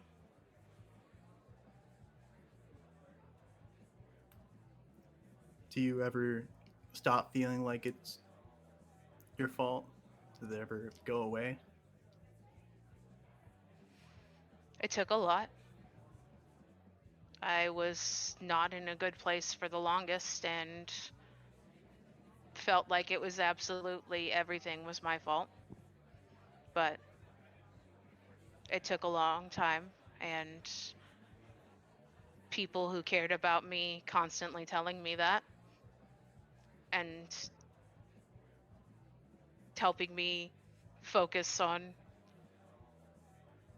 who the blame belonged to. Now I just have to be patient that they will get theirs.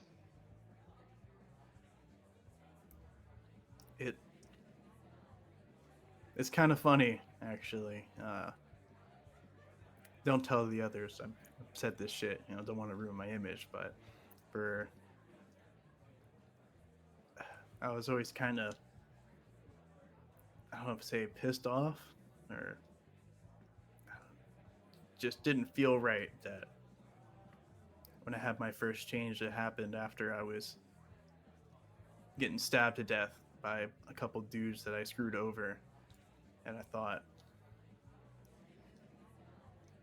I didn't really deserve that chance. A guy like me doesn't deserve that kind of shit. Doesn't deserve to be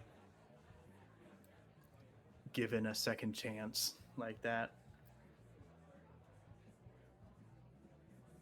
Kind of always felt like I had made the wrong choice there, but I don't know. It's hard to explain, I guess. Not really.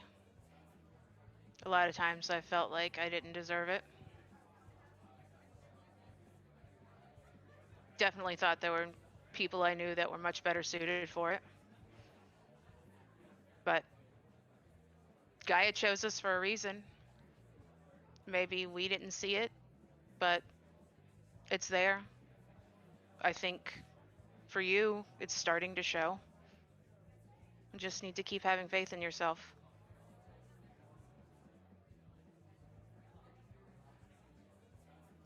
Like a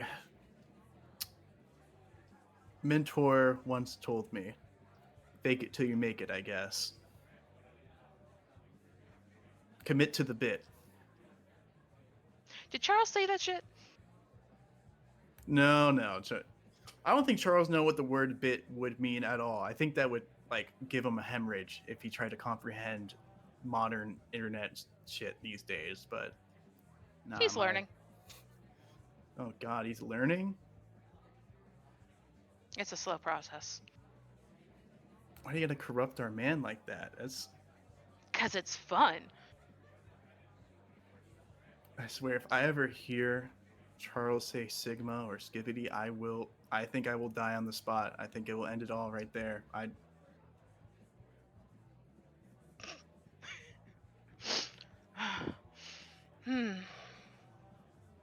New goals. As the two of you have had this moment, have shared this moment, you feel relieved. You feel a calm wash over you. Not a supernatural calm, just a calm of understanding, a calm of relating, the furthering of a connection. And as the two of you spend about another hour enjoying the karaoke room, singing a few more songs, having a few more laughs, this is where we go to break. We'll be back in just a few minutes with the second half of tonight's story. St. Petersburg by Night is brought to you through collaboration with our partnered vendors, Dramatic Creations, Panchi Artista, Ember Fox Dice, Devlin the Bard, Champs Tramps, Howlin' Hop Tea. Links to our partnered vendors as well as our Twitch and YouTube channels can be found on our website, stpetebynight.com. You can follow SPbN on all socials with the hashtag StPeteByNight. If you wish to support our program, you can do so at ko-fi.com/stpetebynight to help keep the stories rolling. As we return from the break, we find ourselves in a car driving through the streets of Tampa. Raymond, you just had a grueling training session with Charles to try and let out some of this anger that's just been constantly building up inside of you ever since your conversation with Ember. Unfortunately, Charles didn't let you get a hit in this time.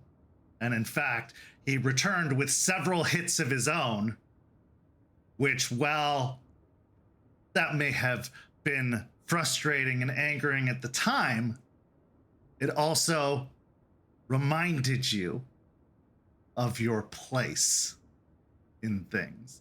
It reminded you that there is a long road to go if you want to be a powerful guru.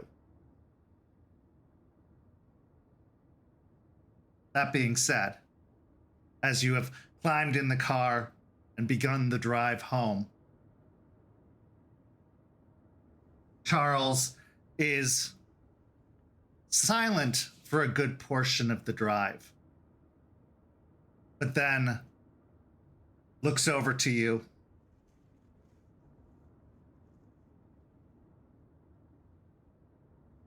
Raymond,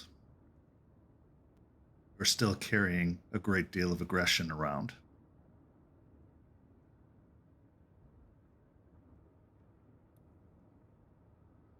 I will kind of side glance to Charles and, without saying anything, kind of look away and just nod. Because everything that's happened in the past couple of weeks has built up. And the offer that Charles gave of, releasing some of the anger with him, it's helped, but a lot of stuff has been happening recently that I just can't really find an outlet for. And so he's not wrong. I've definitely been holding a lot in. And so, kind of staring at the road as we're driving by after nodding and staying silent for a bit. Yeah. I mean, do you expect something different? No. I expect exactly what you're feeling, what you're giving, considering everything that you're going through.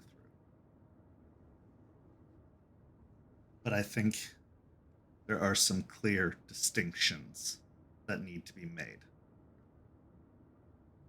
Yes, you're allowed to be angry. Yes, you are allowed to feel hurt by everything that's happened. But you mustn't blame yourself. You mustn't blame yourself for Red. You mustn't blame yourself for your friend.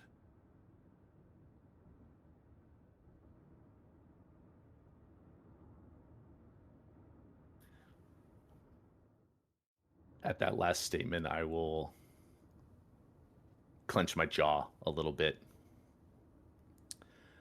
I know Charles is the only person that truly knows what's going on, but having it spoken out loud is a little weird. It's a little much. And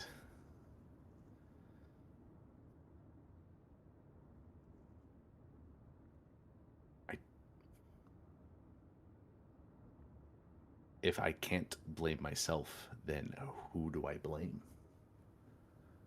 I mean, at this point, I've left Red completely, potentially hurt, which potentially caused him to be distracted during the mission. It may not be true, but, on something like that, the slightest bit of hesitation could have led to his death. And I've spent a long time trying to fix and help Jordan, and I have ideas, I have thoughts of how to proceed, but how do I go about it? I'm just prolonging it. And at this point, I need to help him. I need to save him.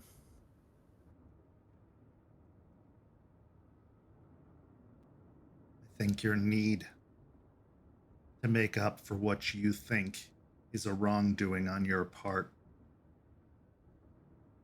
has overcome his need to be helped. I think that you are blinding yourself with guilt and anger. You want to know what to be angry at? It's the same thing we've all been angry at. It's the same thing we were made to be angry at. The worm. You're not wrong that a loss of focus could turn the tide of a battle. But from what I've heard of that particular battle, it wouldn't have made the difference. An army of the worm's forces descended upon them.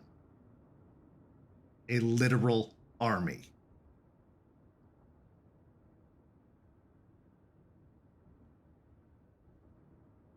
Even in one's full confidence, even if I had been there, I would have only bought a few minutes.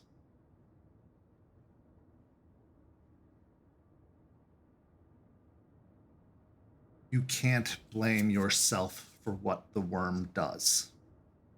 You can only blame yourself for how you let it affect you, how you react to it. This guilt you're feeling is only going to invite more. More pain, more anguish. Veins. You are carrying around the weight of the world.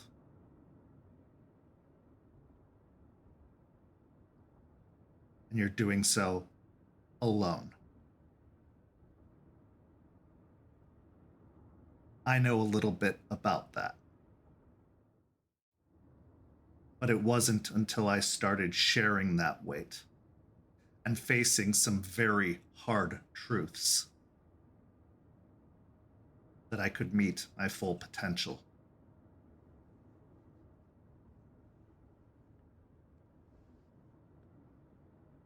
If you really are concerned with helping your friend, you need to put your own need to help aside and truly think, what would he want?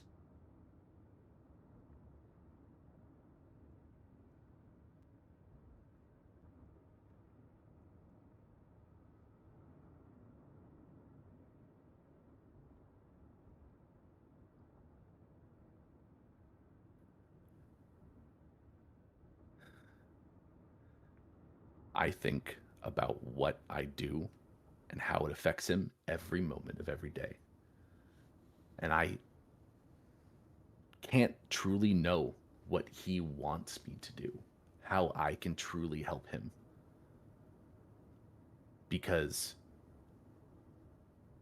the Jordan that I have been trying to help, every time I talk to him, every time I have a discussion with him, I know he's still in there, but the voice that comes out isn't his. So how am I supposed to know how to help him if I ask a question, I don't know if it's him answering. I've only seen and heard him truly a couple of times. I'm going off of what I think is what he would want. That's all I'm doing. What did he say those couple of times you heard him?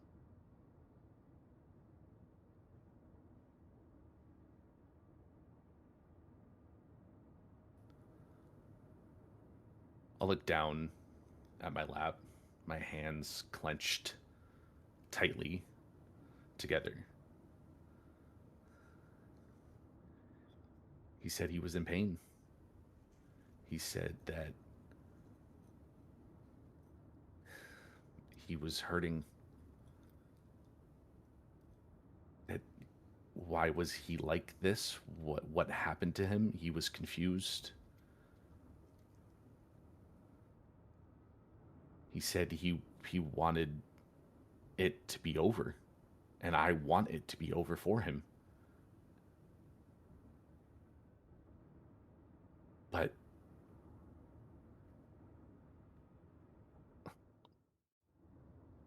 I want to be able to save him, to have it be over. I want to bring him back.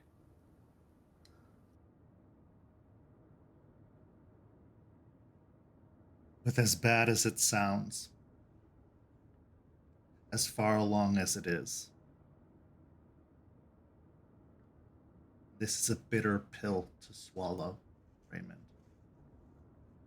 There's very little left to bring back. The sacrifice you would need to make, the cost,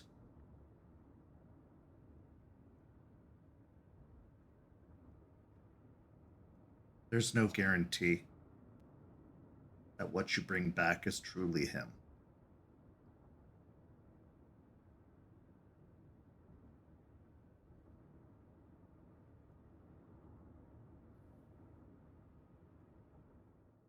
You and Ember are saying the same thing. And I said it before. If there's even a chance to bring him back to the way he was, even if the odds that I can actually succeed are less than 1%, I still want to try. That's the point, Raymond. You won't bring him back as he was. He will be changed, different, affected. He will not be what you remember.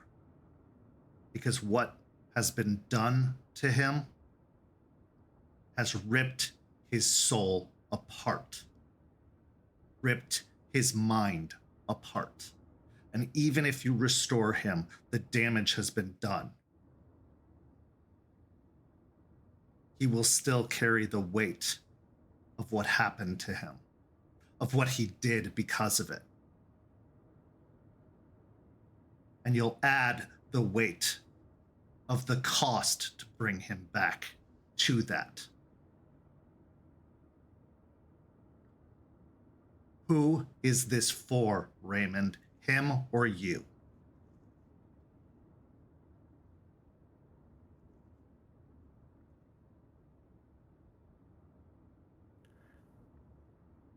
It's for him. I'm trying to bring him back. I'm trying to get my friend back. Your friend. Your friend is gone. What's left behind is a shell. A shell that is slowly being consumed. He is Fomori.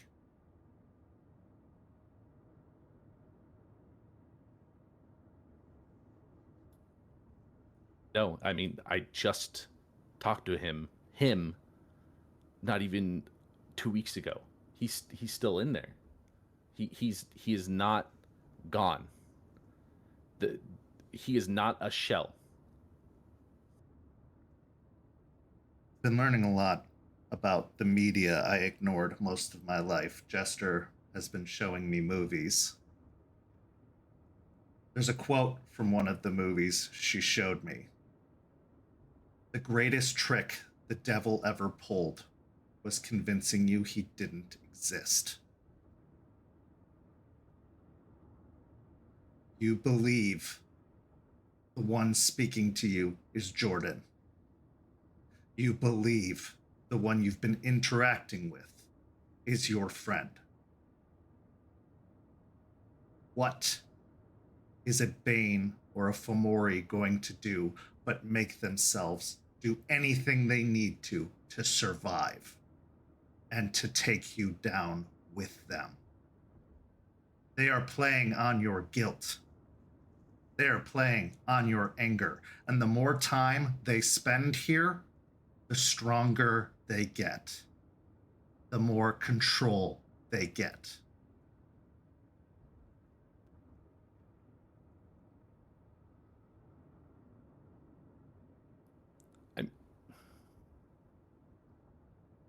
I understand. I understand that at times it could be tricking me, it could be coercing me. I understand that. But I can't give up. I can't. I can't.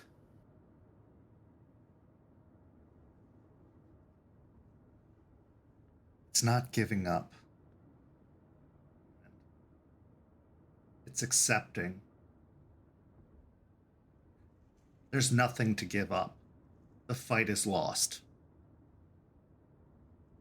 What you can do is honor their legacy and make their loss not in vain.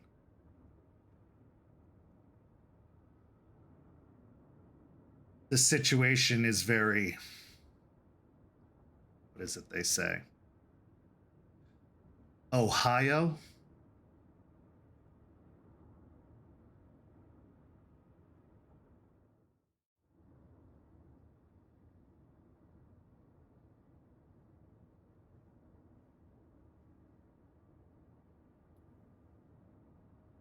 I will just stare at him. Because I don't know how to respond to that. And I'll stare for probably about 20 seconds at that last word. And then choose to very hardly ignore what he just said. Um,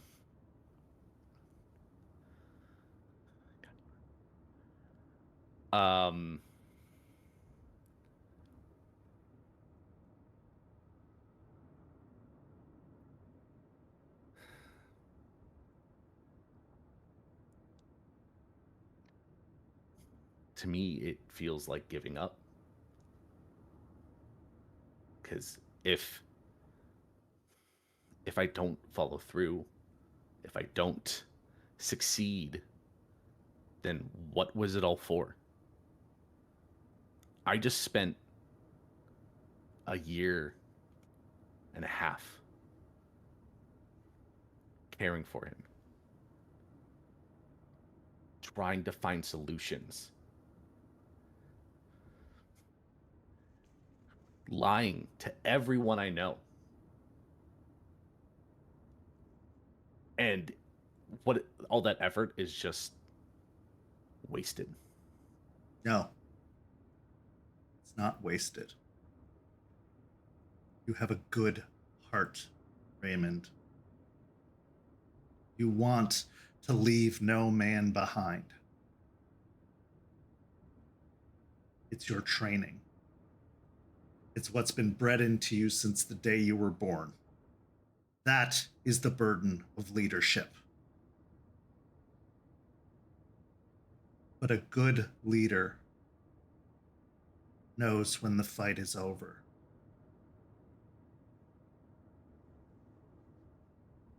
You spent the last year and a half learning that terrible lesson. So nothing was wasted. But you haven't been helping your friend. You've been fostering the worm.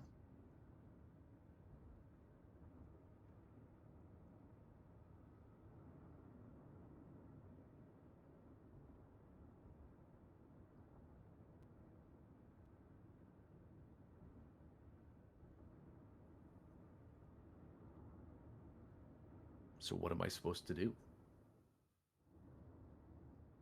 Do what he asked you to do.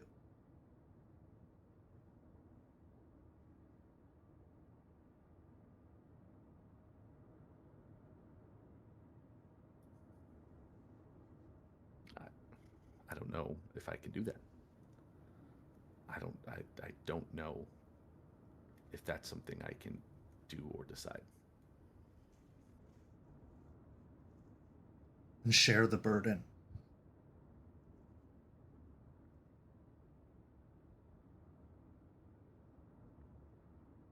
There is no greater showing of trust than admitting your weakness and letting another help you.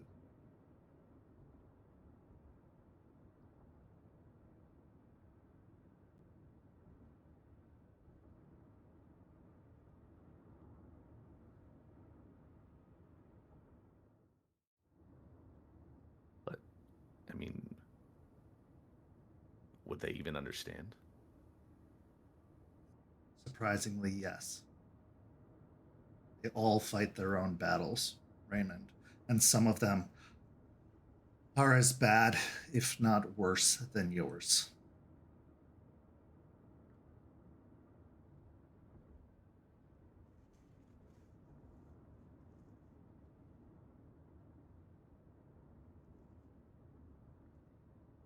No one is perfect. No one can be expected to be perfect, not in this life.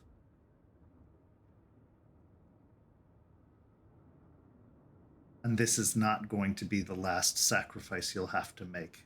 Don't make it alone.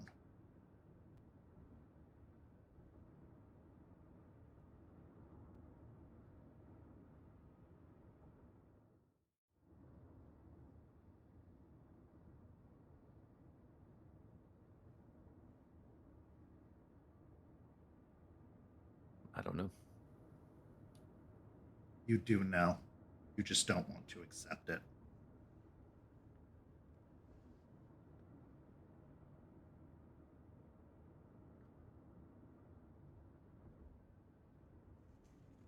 You are losing yourself in this grief, in this anger. You are leaving your pack without a leader. Defend for themselves.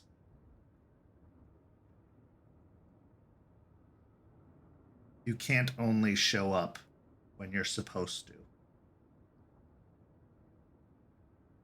You have to always be there. At least in their minds and in their hearts.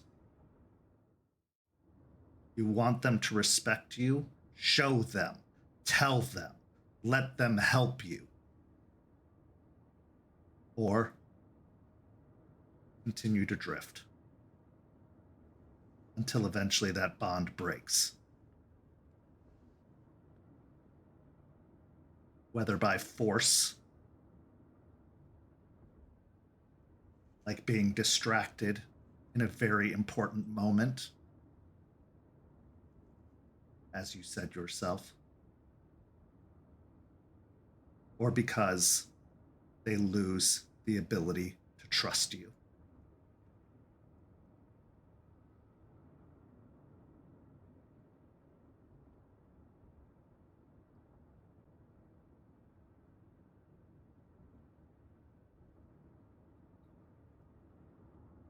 I don't answer when he's finished, because he's right.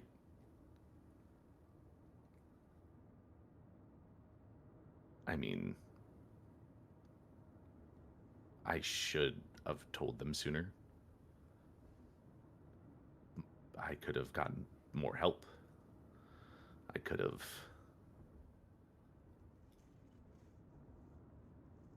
done more with them than by myself, but I can't openly accept that right now. I can't openly agree, because the pain of that agreement would be just too much. So I'm just going to remain silent.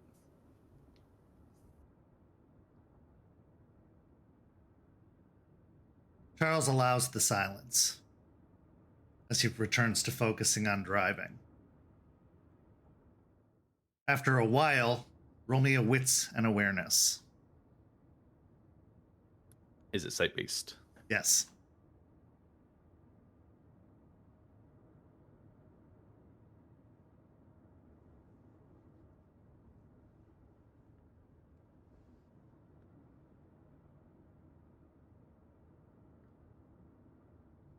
Seven successes. It's at this point that you recognize you're not headed home. In fact, you are driving to downtown Tampa.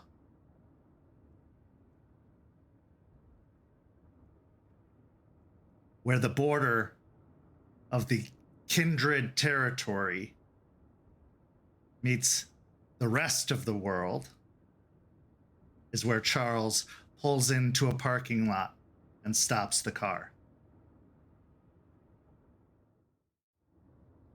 He climbs out of the car and begins walking over toward an individual standing nearby.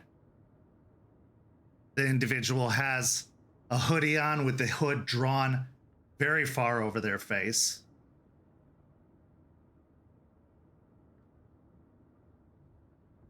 Charles then reaches into his suit pocket,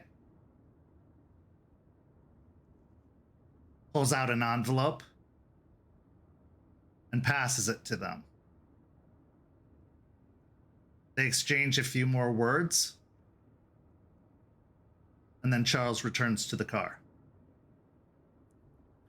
During that exchange, could I try and figure out what this individual potentially looks like and maybe what I heard them say? With your wits and awareness of sight, I can tell you that the light shining, the little bit of light shining underneath the hood, reveals a withered mass of a chin.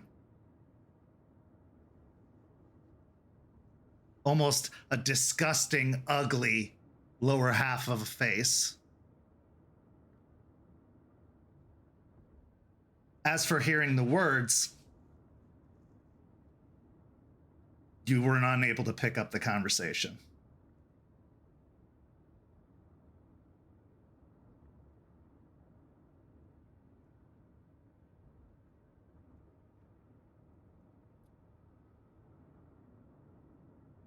What was that all about? Information.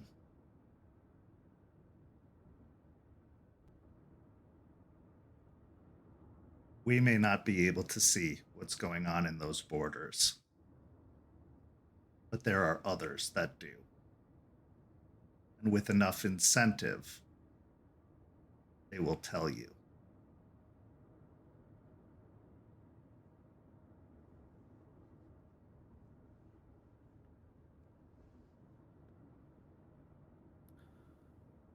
That's good to know.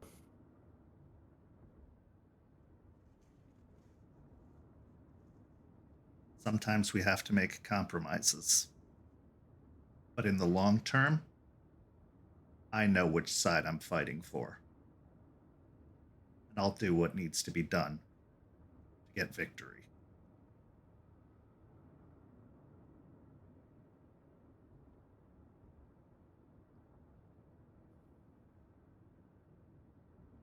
I'll kind of look at him and just study him for a few seconds and then just nod my head. Then starts up the car and begins driving, this time in the correct direction of home. What's going through your mind after this interaction with Charles?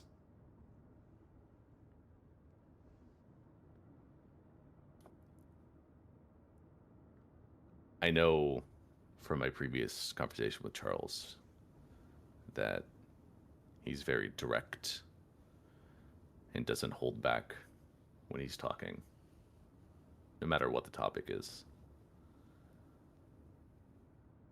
And the things he said and the things he pointed out,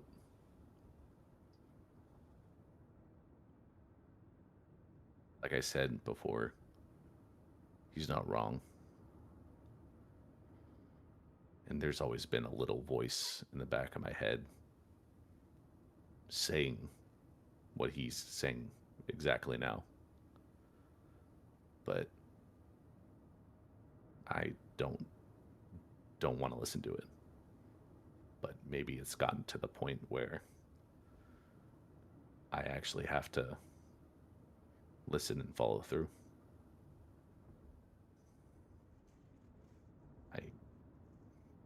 It hurts. And I don't know if I can go through with it at this moment. Because I don't know if I have the strength to do it. As you finally arrive home, late into the evening, Charles looks over to you as you prepare to climb out of the vehicle.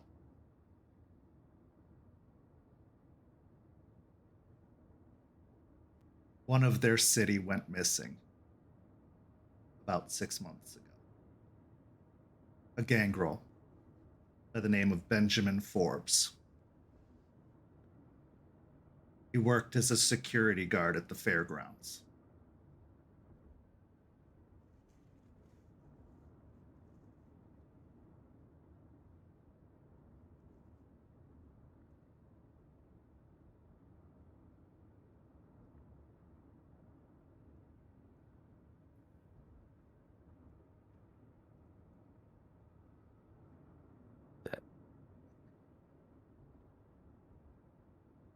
Okay. That was not something I would have been able to find out. At least not soon. Now you know what I paid for. It was worth the money. Make sure of it. I will. He then lets you leave the car and pulls away. And that's where we transition to our next scene. In our final scene of the evening, we find Juniper and Stakes Her Claim out on the east side of the city. Juniper, you were told to look for odd behavior in animals, especially by Stakes Her Claim. So the two of you, using her expertise and assistance, head out to try and find anything out of sorts, especially in the area near the hives. Stakes is dressed in loose-fitting attire, but it's a hoodie that she's pulled the hood up to try and obscure the ruined eye in case you do come upon anyone else.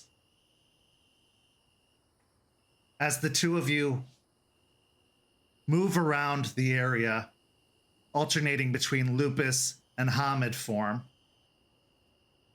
go ahead and roll me a wits and investigation.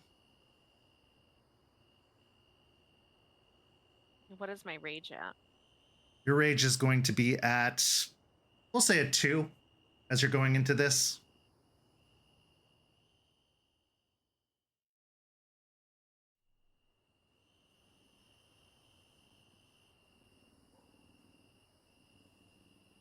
Five with a crit. Okay. Looking around,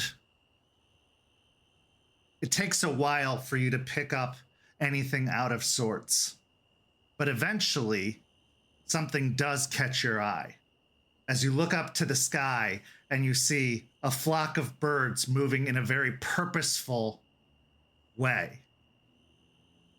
Not with the typical bird-like behavior. They are moving with a focused goal in mind, all of them together, flocked, moving in a specific direction.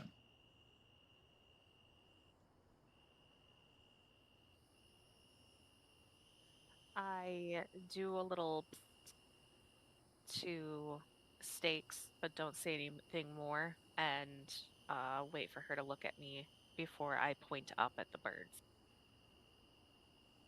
She looks and then looks to the sky. We should follow.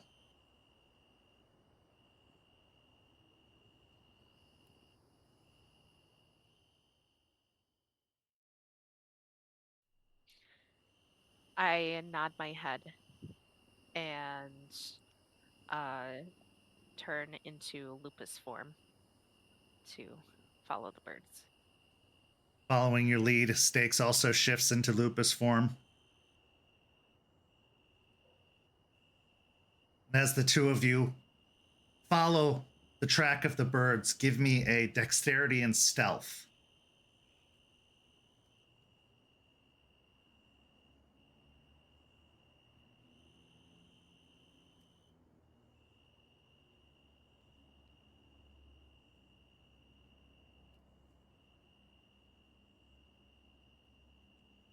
That's another 5 with a crit. Okay. Going into the darkness, almost melting into the shadows, the two of you prowl in a very purposeful course, following behind the flock of birds up above. Being as it is so late in the evening, you know that birds like these shouldn't even be out, let alone this active. But as you follow behind, you find yourself making a kind of southeasternly direction. Eventually, you come close to the highway, and the two of you duck underneath, going over under an overpass, following a storm drain, until eventually you come upon a very, very open piece of land. There's not a lot of trees in the area. It looks like it's been cleared out, but the most notable feature is the amphitheater off to one side. It's quiet and it's dark at this time of night. It doesn't even seem like there's a concert or event happening, possibly for another few days. It's surrounded by a chain link fence, and it is a massive, massive building, unmistakable. Around it is lots of open field that's sometimes used for parking or the Florida State Fair when it comes through in February. You see the birds head towards the amphitheater shell and go in to the shell rather than over or onto.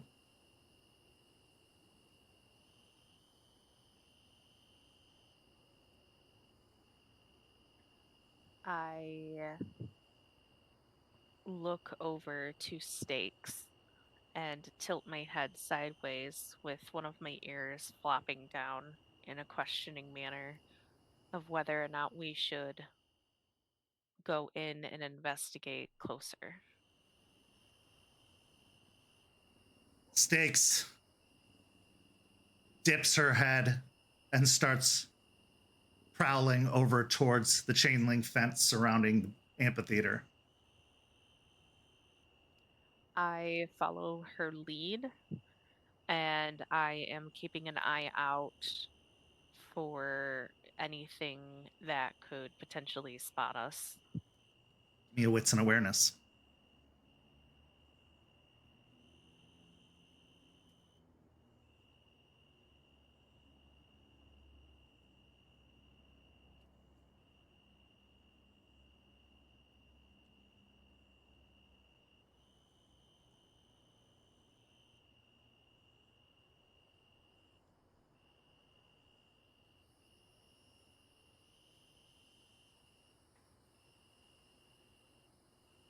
Six with a crit.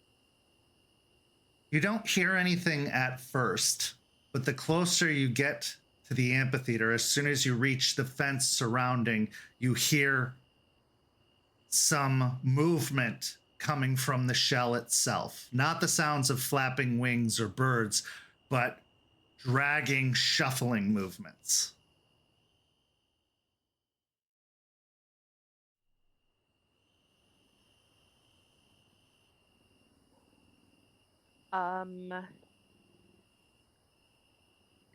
Okay, my first question is, does Stakes seem to notice the sound? Her head is pointed and her ears are turned in that direction. Okay, good.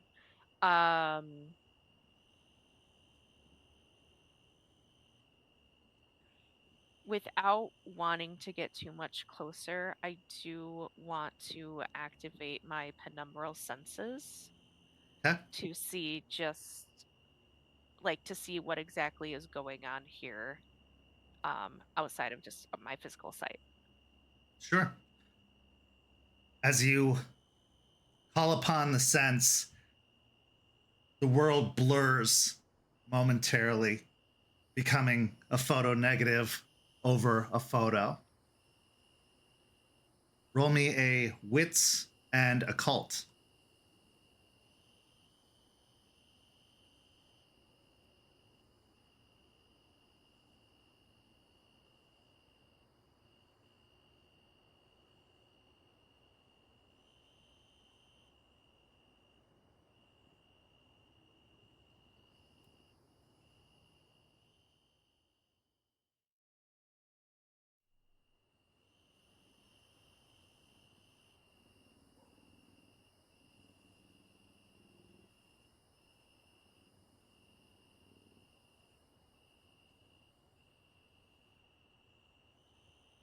3 successes. Looking to the other side, you can see that the Weaver is in full force here, as this building has been around for a very, very long time. So long, in fact, that it has left an impression on the Umbra. On the other side, however, there is a brilliant flash of lights and colors and sound. Possibly leftover spiritual impressions from the many, many events that have happened here, concerts and otherwise. You can feel that energy still pulsing from the amphitheater as if it's sunk into the very foundation of the building. From this particular angle, you don't see anything else of note until you turn your gaze out into the field beyond, the field surrounding. Here, in patches all throughout the field, the ground is spoiled.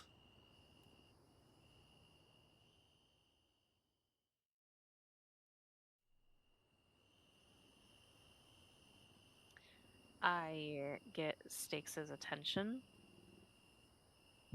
and I lift my nose and kind of dip at several patches towards the field in different spots, indicating that there's something there. Multiple things. She nods her head a few times, but then turns her focus back towards the amphitheater and starts moving along the fence. I will follow. Roll me another wits and investigation.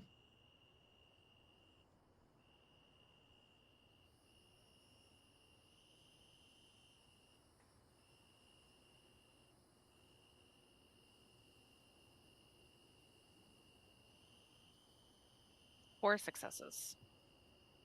Eventually she stops, and following her gaze, you see exactly what she was looking for. A break in the fence, where some of the chain link has started to peel and roll away. Stakes gets down on her belly and, in a wolfish army crawl, scoots her way under the fence. I try my hardest not to smirk watching her do that, and I also get on my belly and shimmy my way through the little hole in the fence. Give me a dexterity and athletics. It is a very tight squeeze, and there are kind of sharp chain link edges.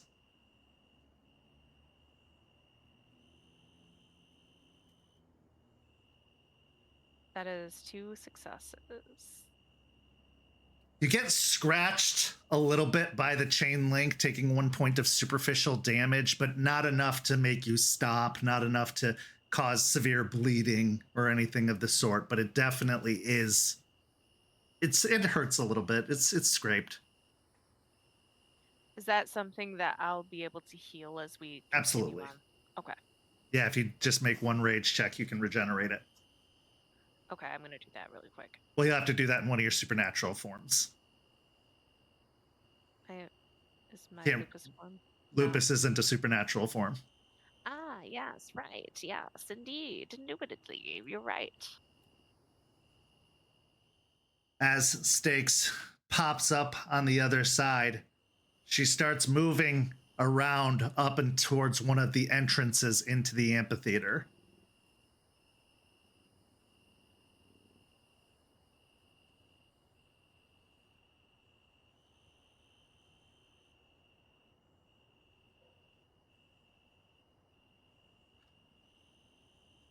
Stakes heads towards one of the doors on the side of the amphitheater building and hops up and starts pawing at the handle to the door.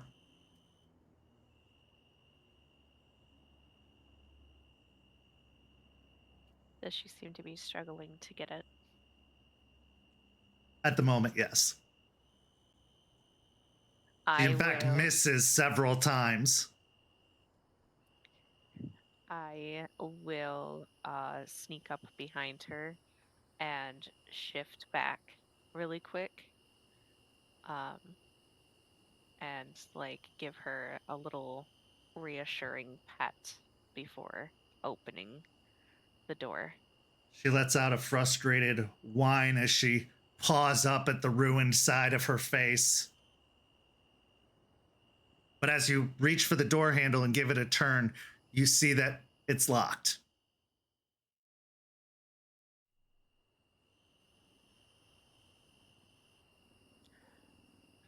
I give Stakes a little sympathetic nod and indicate that it's locked. And I either want to try and break in quietly, but I don't have any lock picking tools on me. So I want to try and like force the lock without just throwing it wide open, if that makes any sense. Okay. In perhaps your Glabro form, with the little extra strength, you're pretty sure you could give a nice yank and possibly break the lock if you really get a good focus on it and pull. But you could possibly do so silently, assuming there's no alarm to go off.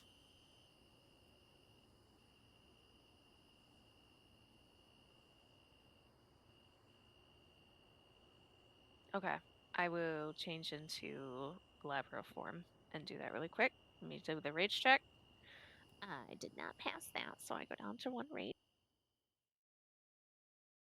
As you grow in size, filling out your clothing a bit more, growing a little bit taller, you grab a hold of the door and give it a yank. Give me a strength and athletics.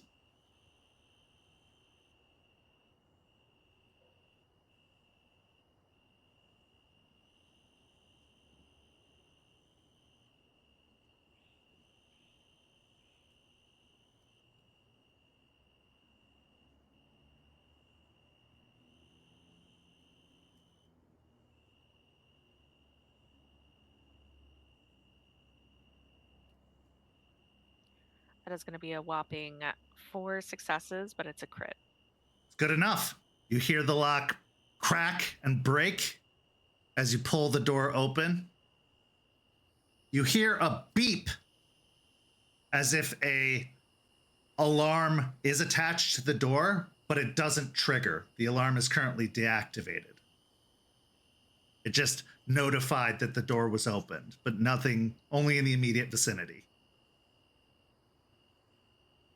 As you pull the door open, you find that you are in a maintenance hallway corridor for the amphitheater. Stakes, wasting no time, slithers her way in and, taking a big sniff, starts heading down the hallway in a specific direction. I would like to change back into lupus form and follow her. Do you want to regenerate before you changed? Yes, actually, I do want to do that. It is a rage check, and if you fail, you will lose the wolf. I did not fail. Now, you could also howl at the moon and gain a rage back if you wanted to, as you have not this evening. I will save that Okay. because I do not want us to be found or heard by anything right now. Okay. So as the scrapes along your side close up with the focus of regeneration, you then drop down to all fours, shifting into your lupus form.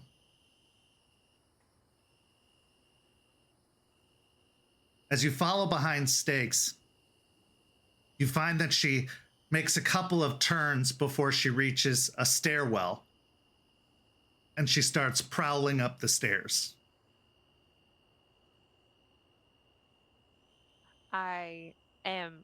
I'm still following her. I'm letting her take the lead on this.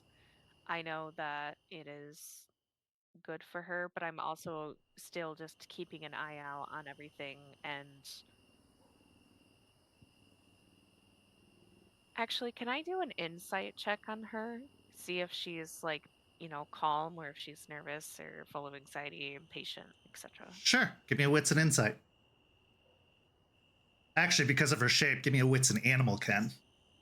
Yeah. It's the same amount either way.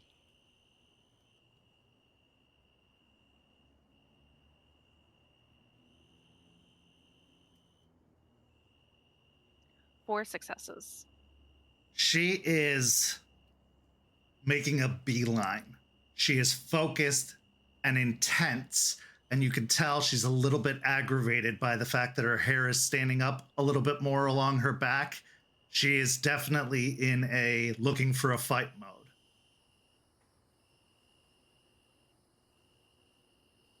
Okay. I will keep that in mind as we go along, and I just still continue to make sure that we're not being followed or seen. So far, using the same awareness score as before, you don't notice any movement, any sounds of anyone coming near you, nothing. As you follow the staircase up, eventually you get to the top of about 3 floors. She stops at another door, and this time she leaps up and paws at it, and it opens, as the lock seems to be on the inside, not the outside. She pushes the door open, and you find another hallway leading along a row of skyboxes that look down upon the amphitheater itself. She immediately starts heading towards one of the doors of the skyboxes, which is already open.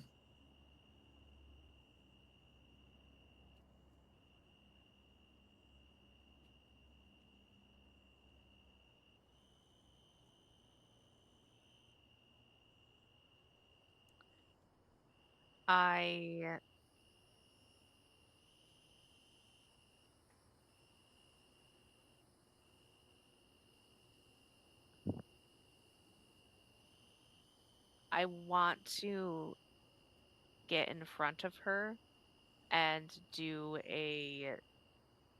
I want to do a little look through before we just enter into this area. Okay. Peeking into the skybox that she was headed for, you don't see anything inside. In fact, it looks like one of those skyboxes that's empty at the moment because nobody has purchased this particular skybox. Maybe it's one that they, loan out for events or rent out for specific events. But it does look like a standard setup. It looks like they have a buffet table off to one side, some seating, including some nice couches, and then across a doorway that leads to the seats that look down on the amphitheater. After I'm done looking around, I nod my head at her and let her lead again. She pushes forward, moving through, almost heading directly for the seats, not even stopping to look at anything else in the room. She hits the doorway and pushes through into the seats. Following behind, as soon as you enter into the private skybox area that's walled off away from the rest of the seats connected to the other skyboxes around, that's when the noises become very apparent and clear. As down in the amphitheater, you see several shuffling masses as various infected move along the amphitheater rows purposefully.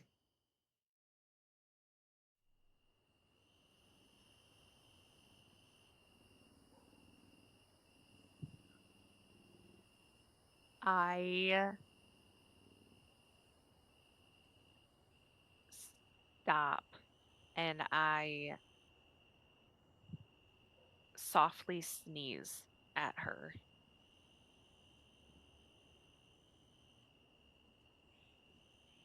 She turns her head and looks, and there is a hardness in her eyes. With your penumbral senses still active, focusing on stakes and not anything else, you see that she is not alone. And that riding alongside her, or maybe in her shadow, is a wolf, but not the wolf. Something shaped like a wolf, shadow shaped like a wolf, with burning red eyes. Roll me an intelligence and occult for more information.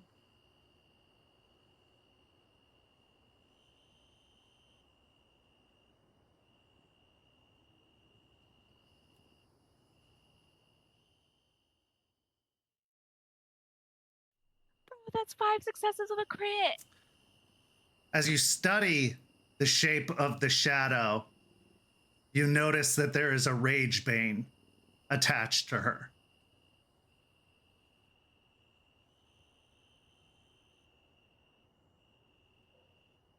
It's not in her. She's not a Fomori, but it's definitely influencing her actions right now. As I see this entity and recognize it as a bane, my nostrils flare. And I glare at something very obviously next to her, but it is definitely a severe. Probably one of the harshest gazes I've ever given towards her. Give me a manipulation and intimidation.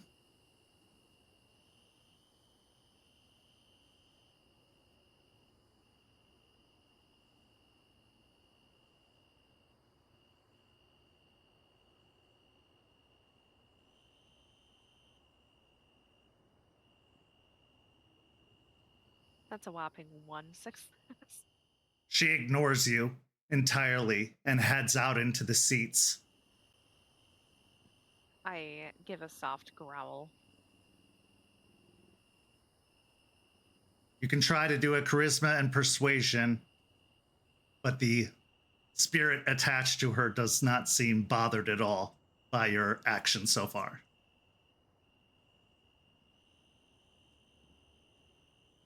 So 1 fucking success. All right, I guess we're doing this. The dice are telling us a story. I'm not going to let her go in alone. So as you follow in to the seats, you see that she stops in the skybox, staring down, taking sight or taking note of all of the creatures moving around on the inside. You see her lips peel back from her teeth as she lets out a soundless growl. She then leaps out of the skybox silently down to the row beneath it.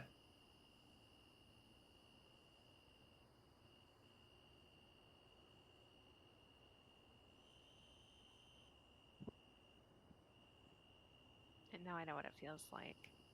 I just mentally prepare myself for what I'm about to have to do. And I quietly hop down next to her. Give me a dexterity and stealth.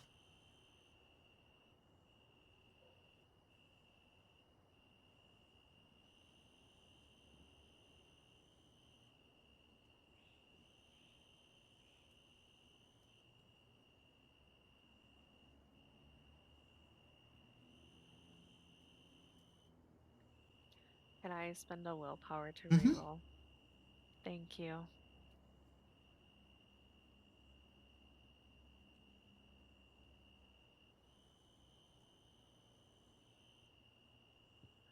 Three successes. Okay.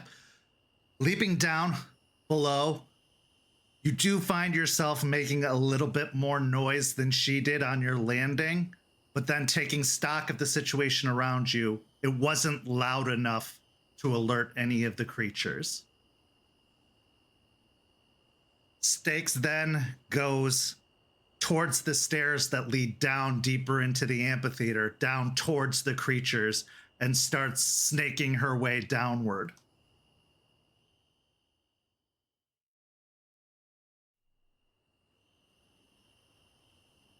Are there more there than there were that one night in the condominium Yes. complex? Oh no. There are about 12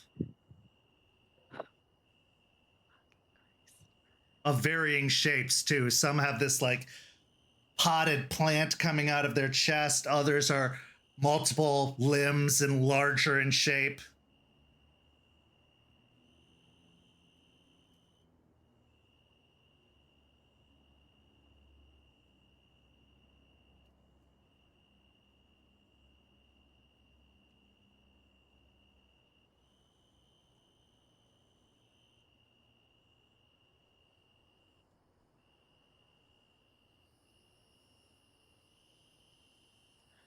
I would like to catch up with her and pull on her tail with my mouth, like yank her tail back with my teeth.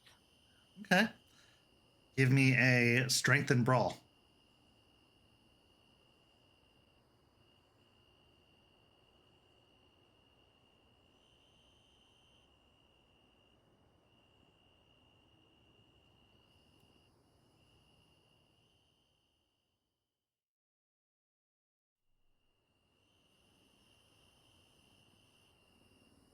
Six with a crit.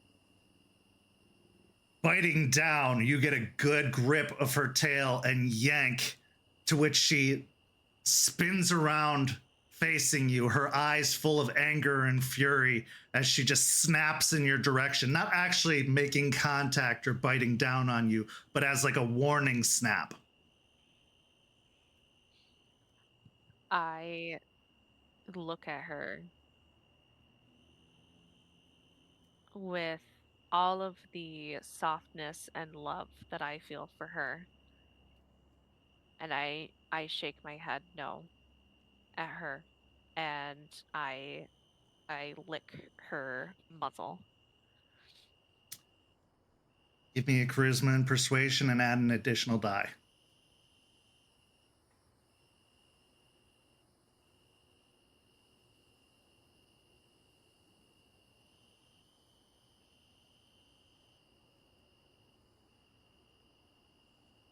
Three successes. Because of the dots the pack has in Mentor for stakes, you see her snuff and blink a few times after you lick her muzzle, and then her eyes have softened and changed back into the normal kind of gaze that she has, or her eye, I should say. She blinks a few times, looking about as to where you are and what's going on, and she nods to you, taking her head back up the stairs. I also nod and let my tongue roll out of my mouth a little bit lazily, giving as much of a smile as I can, glad to have her back. Having quickly realized this is going to be a death sentence. So I turn around and start climbing back up. Okay, give me another dexterity and stealth.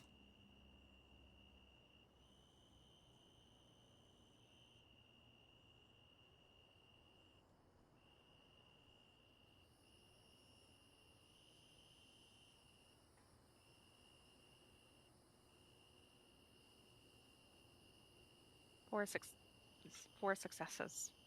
The two of you are easily enough able to follow the path you made in here and snake your way outside of the building, heading back towards the chain link fence and out the gap in the fence.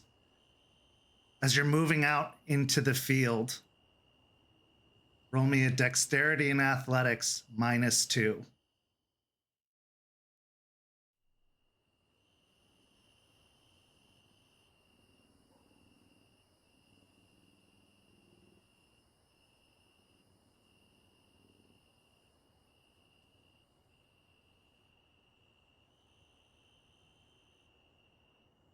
Two successes. As you're going to run across the field, suddenly you feel your back paw get caught as a hand reaches up out of the ground, grabbing your paw and yanking back. At this point, behind both you and Stakes, a human looking figure emerges wearing a plaid shirt and jeans with claws extended on its hand and a strange growth on the side of its face as its fangs have extended outward. Declare your first intention as we're in combat. Did it do any damage? No, it just stopped you from being able to retreat. Okay. It does have you grappled, though.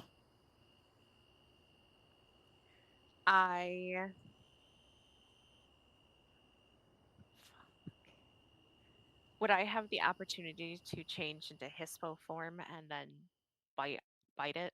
If you do make the change, if you don't have quick shift, you will be at a -2 penalty for your attack, but you can. Okay, that's okay. I can deal with that. I would like to shift into Hispo then and go and lunge. Okay. Shifting into Hispo, you become the massive, muscular wolf. Large, with ferocious jaws and fangs and claws on your paws. Go ahead and make your strength and brawl attack as you try to snap at it.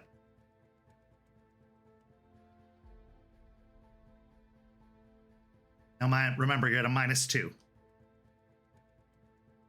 Yep, so I don't put in my bonus this time.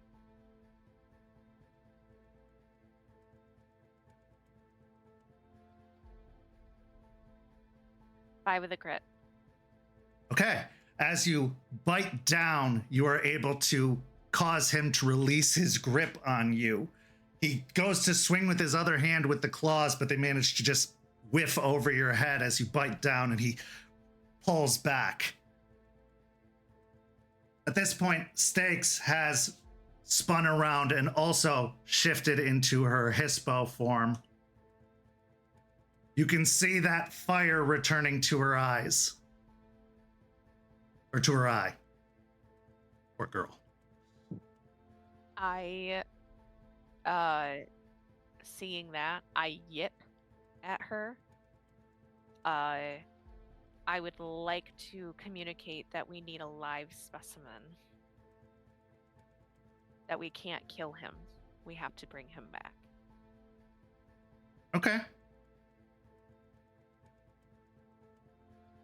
Go ahead. What else would you like to do? I want to incapacitate him. However, I can do that. Go for another strength and brawl as you go to attack, using your paws and claws to try and knock him down or rake across him.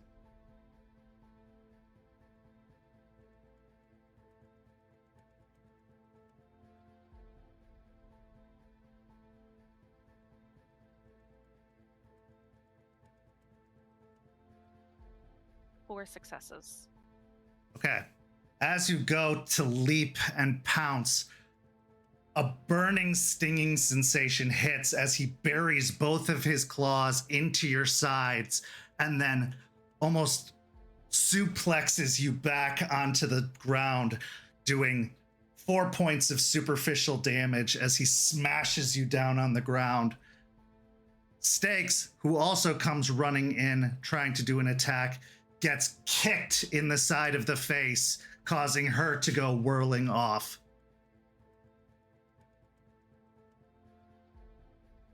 Declare your next intention. He isn't keeping a hold of you with the claws. He's just suplex and then remove. Okay. I snarl in pain as the claw marks just get immediately bloody and splatters across my fur.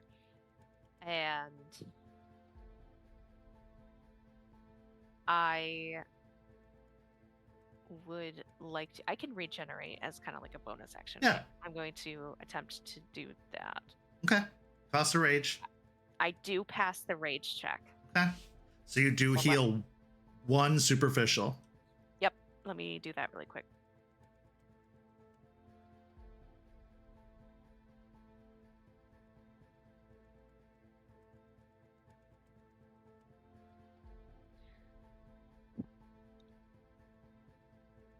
And then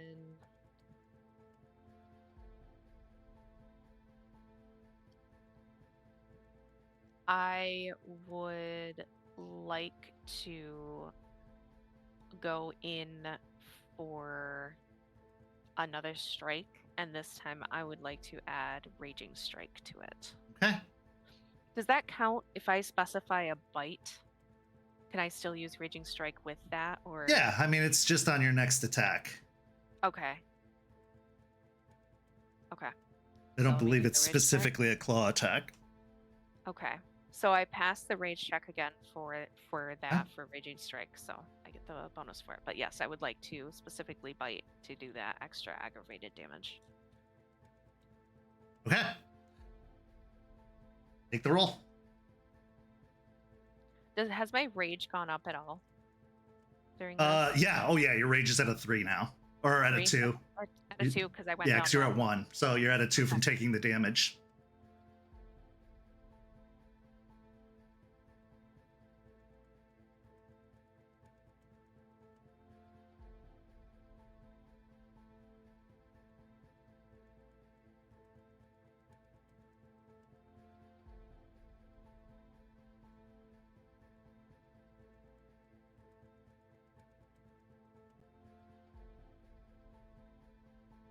Seven with a crit. Okay. As you go to bite down, you do manage to catch one of his limbs and bite down upon it, burying your teeth into it. Meanwhile, Stakes also leaps from the other side and gets caught by his claws, and he yanks her in and bites down upon her. As he does so, you see yellowish kind of fluid start to get in with her blood as he bites.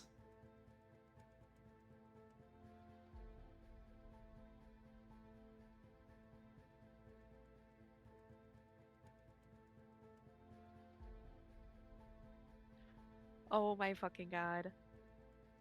Oh my fucking god. My eyes widen seeing that, and I growl with just pure fucking rage. And am I still bit down? Yeah. I mean, it's up to you, unless you just wanted to do a single bite. I want to pull it off. Okay. I want to just yank it as hard as I can and just rip the entire limb off. All right, give me another strength and brawl. I'll give you an extra dice because you are already attached.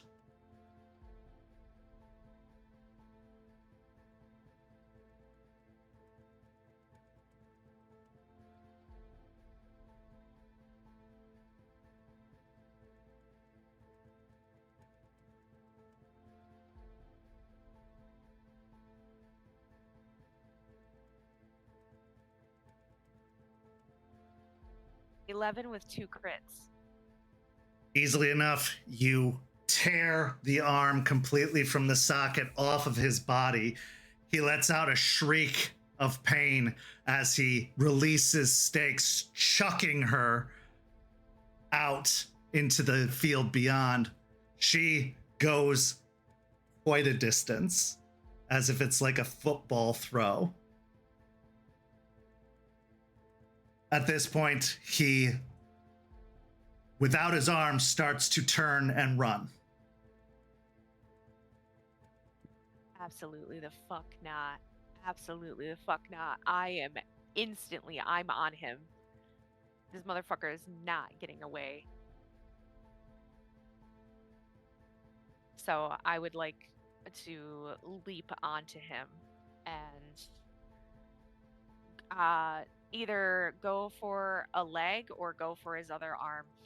Okay, give me his strength and brawl.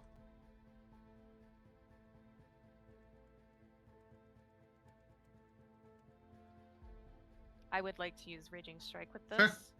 I passed my rage check.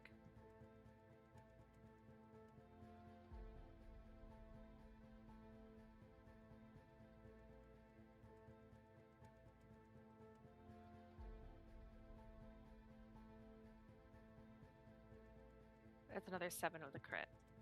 Okay, as you go to leap onto him and attach to him, He wheels around and blocks your attack with a sweeping motion of his arm, sending you sprawling off to the side. No damage exchanged on either side, but he does manage to avoid your attack. At this point, you see him starting to sink into the ground.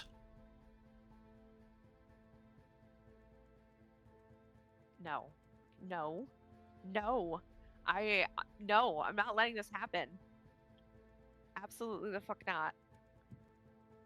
Okay, go again. Once again, adding Raging Strike. I do not pass that one. Okay, so you're down to 1 rage.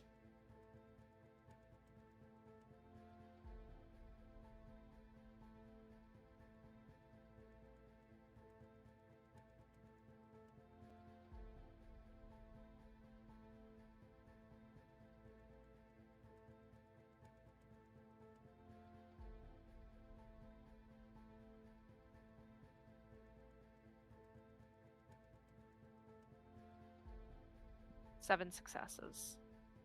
As you go to leap on him, you just find nothing but air as he sinks into the ground beneath you. I just fucking smash my paw into the ground. I'm so angry, but I don't allow myself to get lost into it. And I look back and see if Stakes is okay. Looking out further into the field, you can see you can see her body rolled out onto the ground, like about 70 or 80 yards from you. Can I continue to use my penumbra senses to avoid the spots that are... Yeah. Okay. Absolutely. As you head out in that direction, maneuvering around the corrupted bits of ground beneath you, you eventually get to her side. You arrive just in time to see her shifting back into her Hamid form and reaching into her pocket. At this point, she pulls out a dagger made of some sort of metal and jams it into the bite wound on her throat.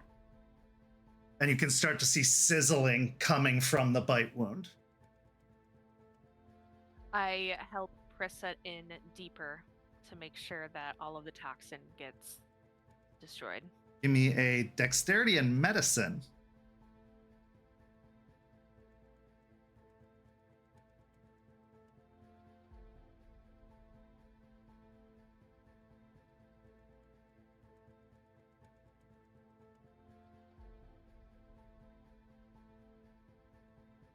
Three successes.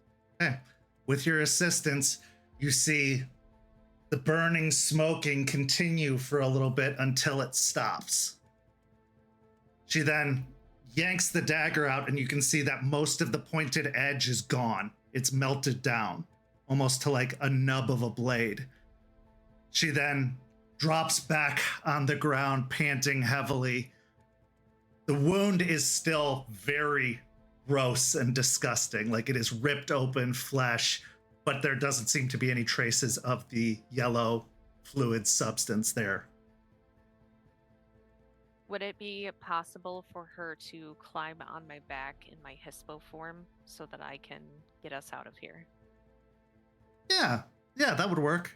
So as you kind of nuzzle down to her, she wraps an arm around your neck and slides her way on your back, and you take off across the field away from the amphitheater.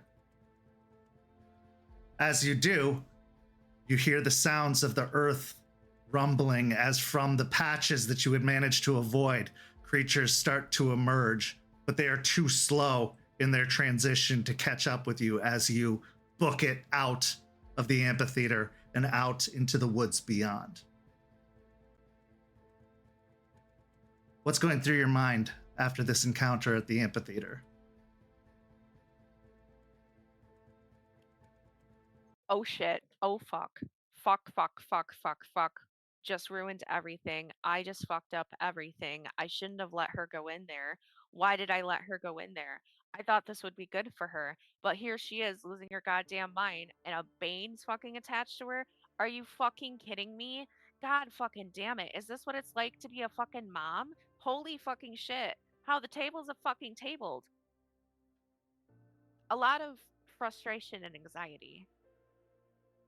Okay. As you escape out into the woods, this is where our story comes to a close this evening. But not without one last scene. Deep in the bowels of a concrete building, in dark corridors with barred cells, we come upon a figure strung up in one of the cells. A woman, thin but muscular, her long, almost auburn hair hanging down, blood coming from several wounds on her body that don't seem to heal. We then hear a key turn and the cell open, and a young man's voice say, "Look, nephew, you could do this too." As we see the brother of Forged from Failures carrying Cooper on his hip, entering into the cell. You can cause pain too. And with that, he reaches into his belt, drawing out a silver knife and jamming it into the side of Aaron, who lets out a pained scream. And this is where our story comes to a close. Thank you so much to these amazing players. Thank you to everybody for watching. Go enter into our Halloween giveaway. It ends tomorrow, and you do not want to miss out on that prize pack. Also, stay tuned to St. Pete by Night, because we've got Rage Across Tampa over on Twitch on Tuesday, and we'll be back with our beloved Hellhounds next Friday here on YouTube. Go follow St. Pete by Night on all of the social media, and come join our community by following that Discord link. For these amazing players, I'm Kent. Thank you so much for watching, and we'll see you next time.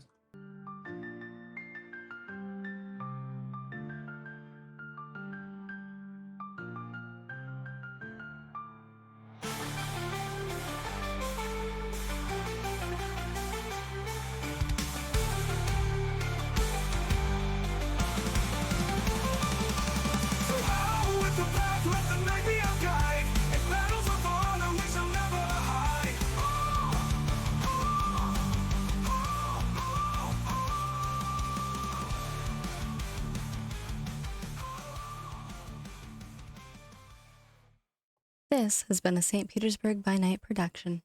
Hellhounds is produced in agreement with the World of Darkness and Dark Pact. The storyteller for Hellhounds is Kent. Tonight's characters were voiced by Jay, Lilith, Ben, Nikki, and Katie. Visit our website at stpetebynight.com for more information about all of our productions and how you can become part of our community. Thank you for listening. Until next time, fangs, stakes, and claws out.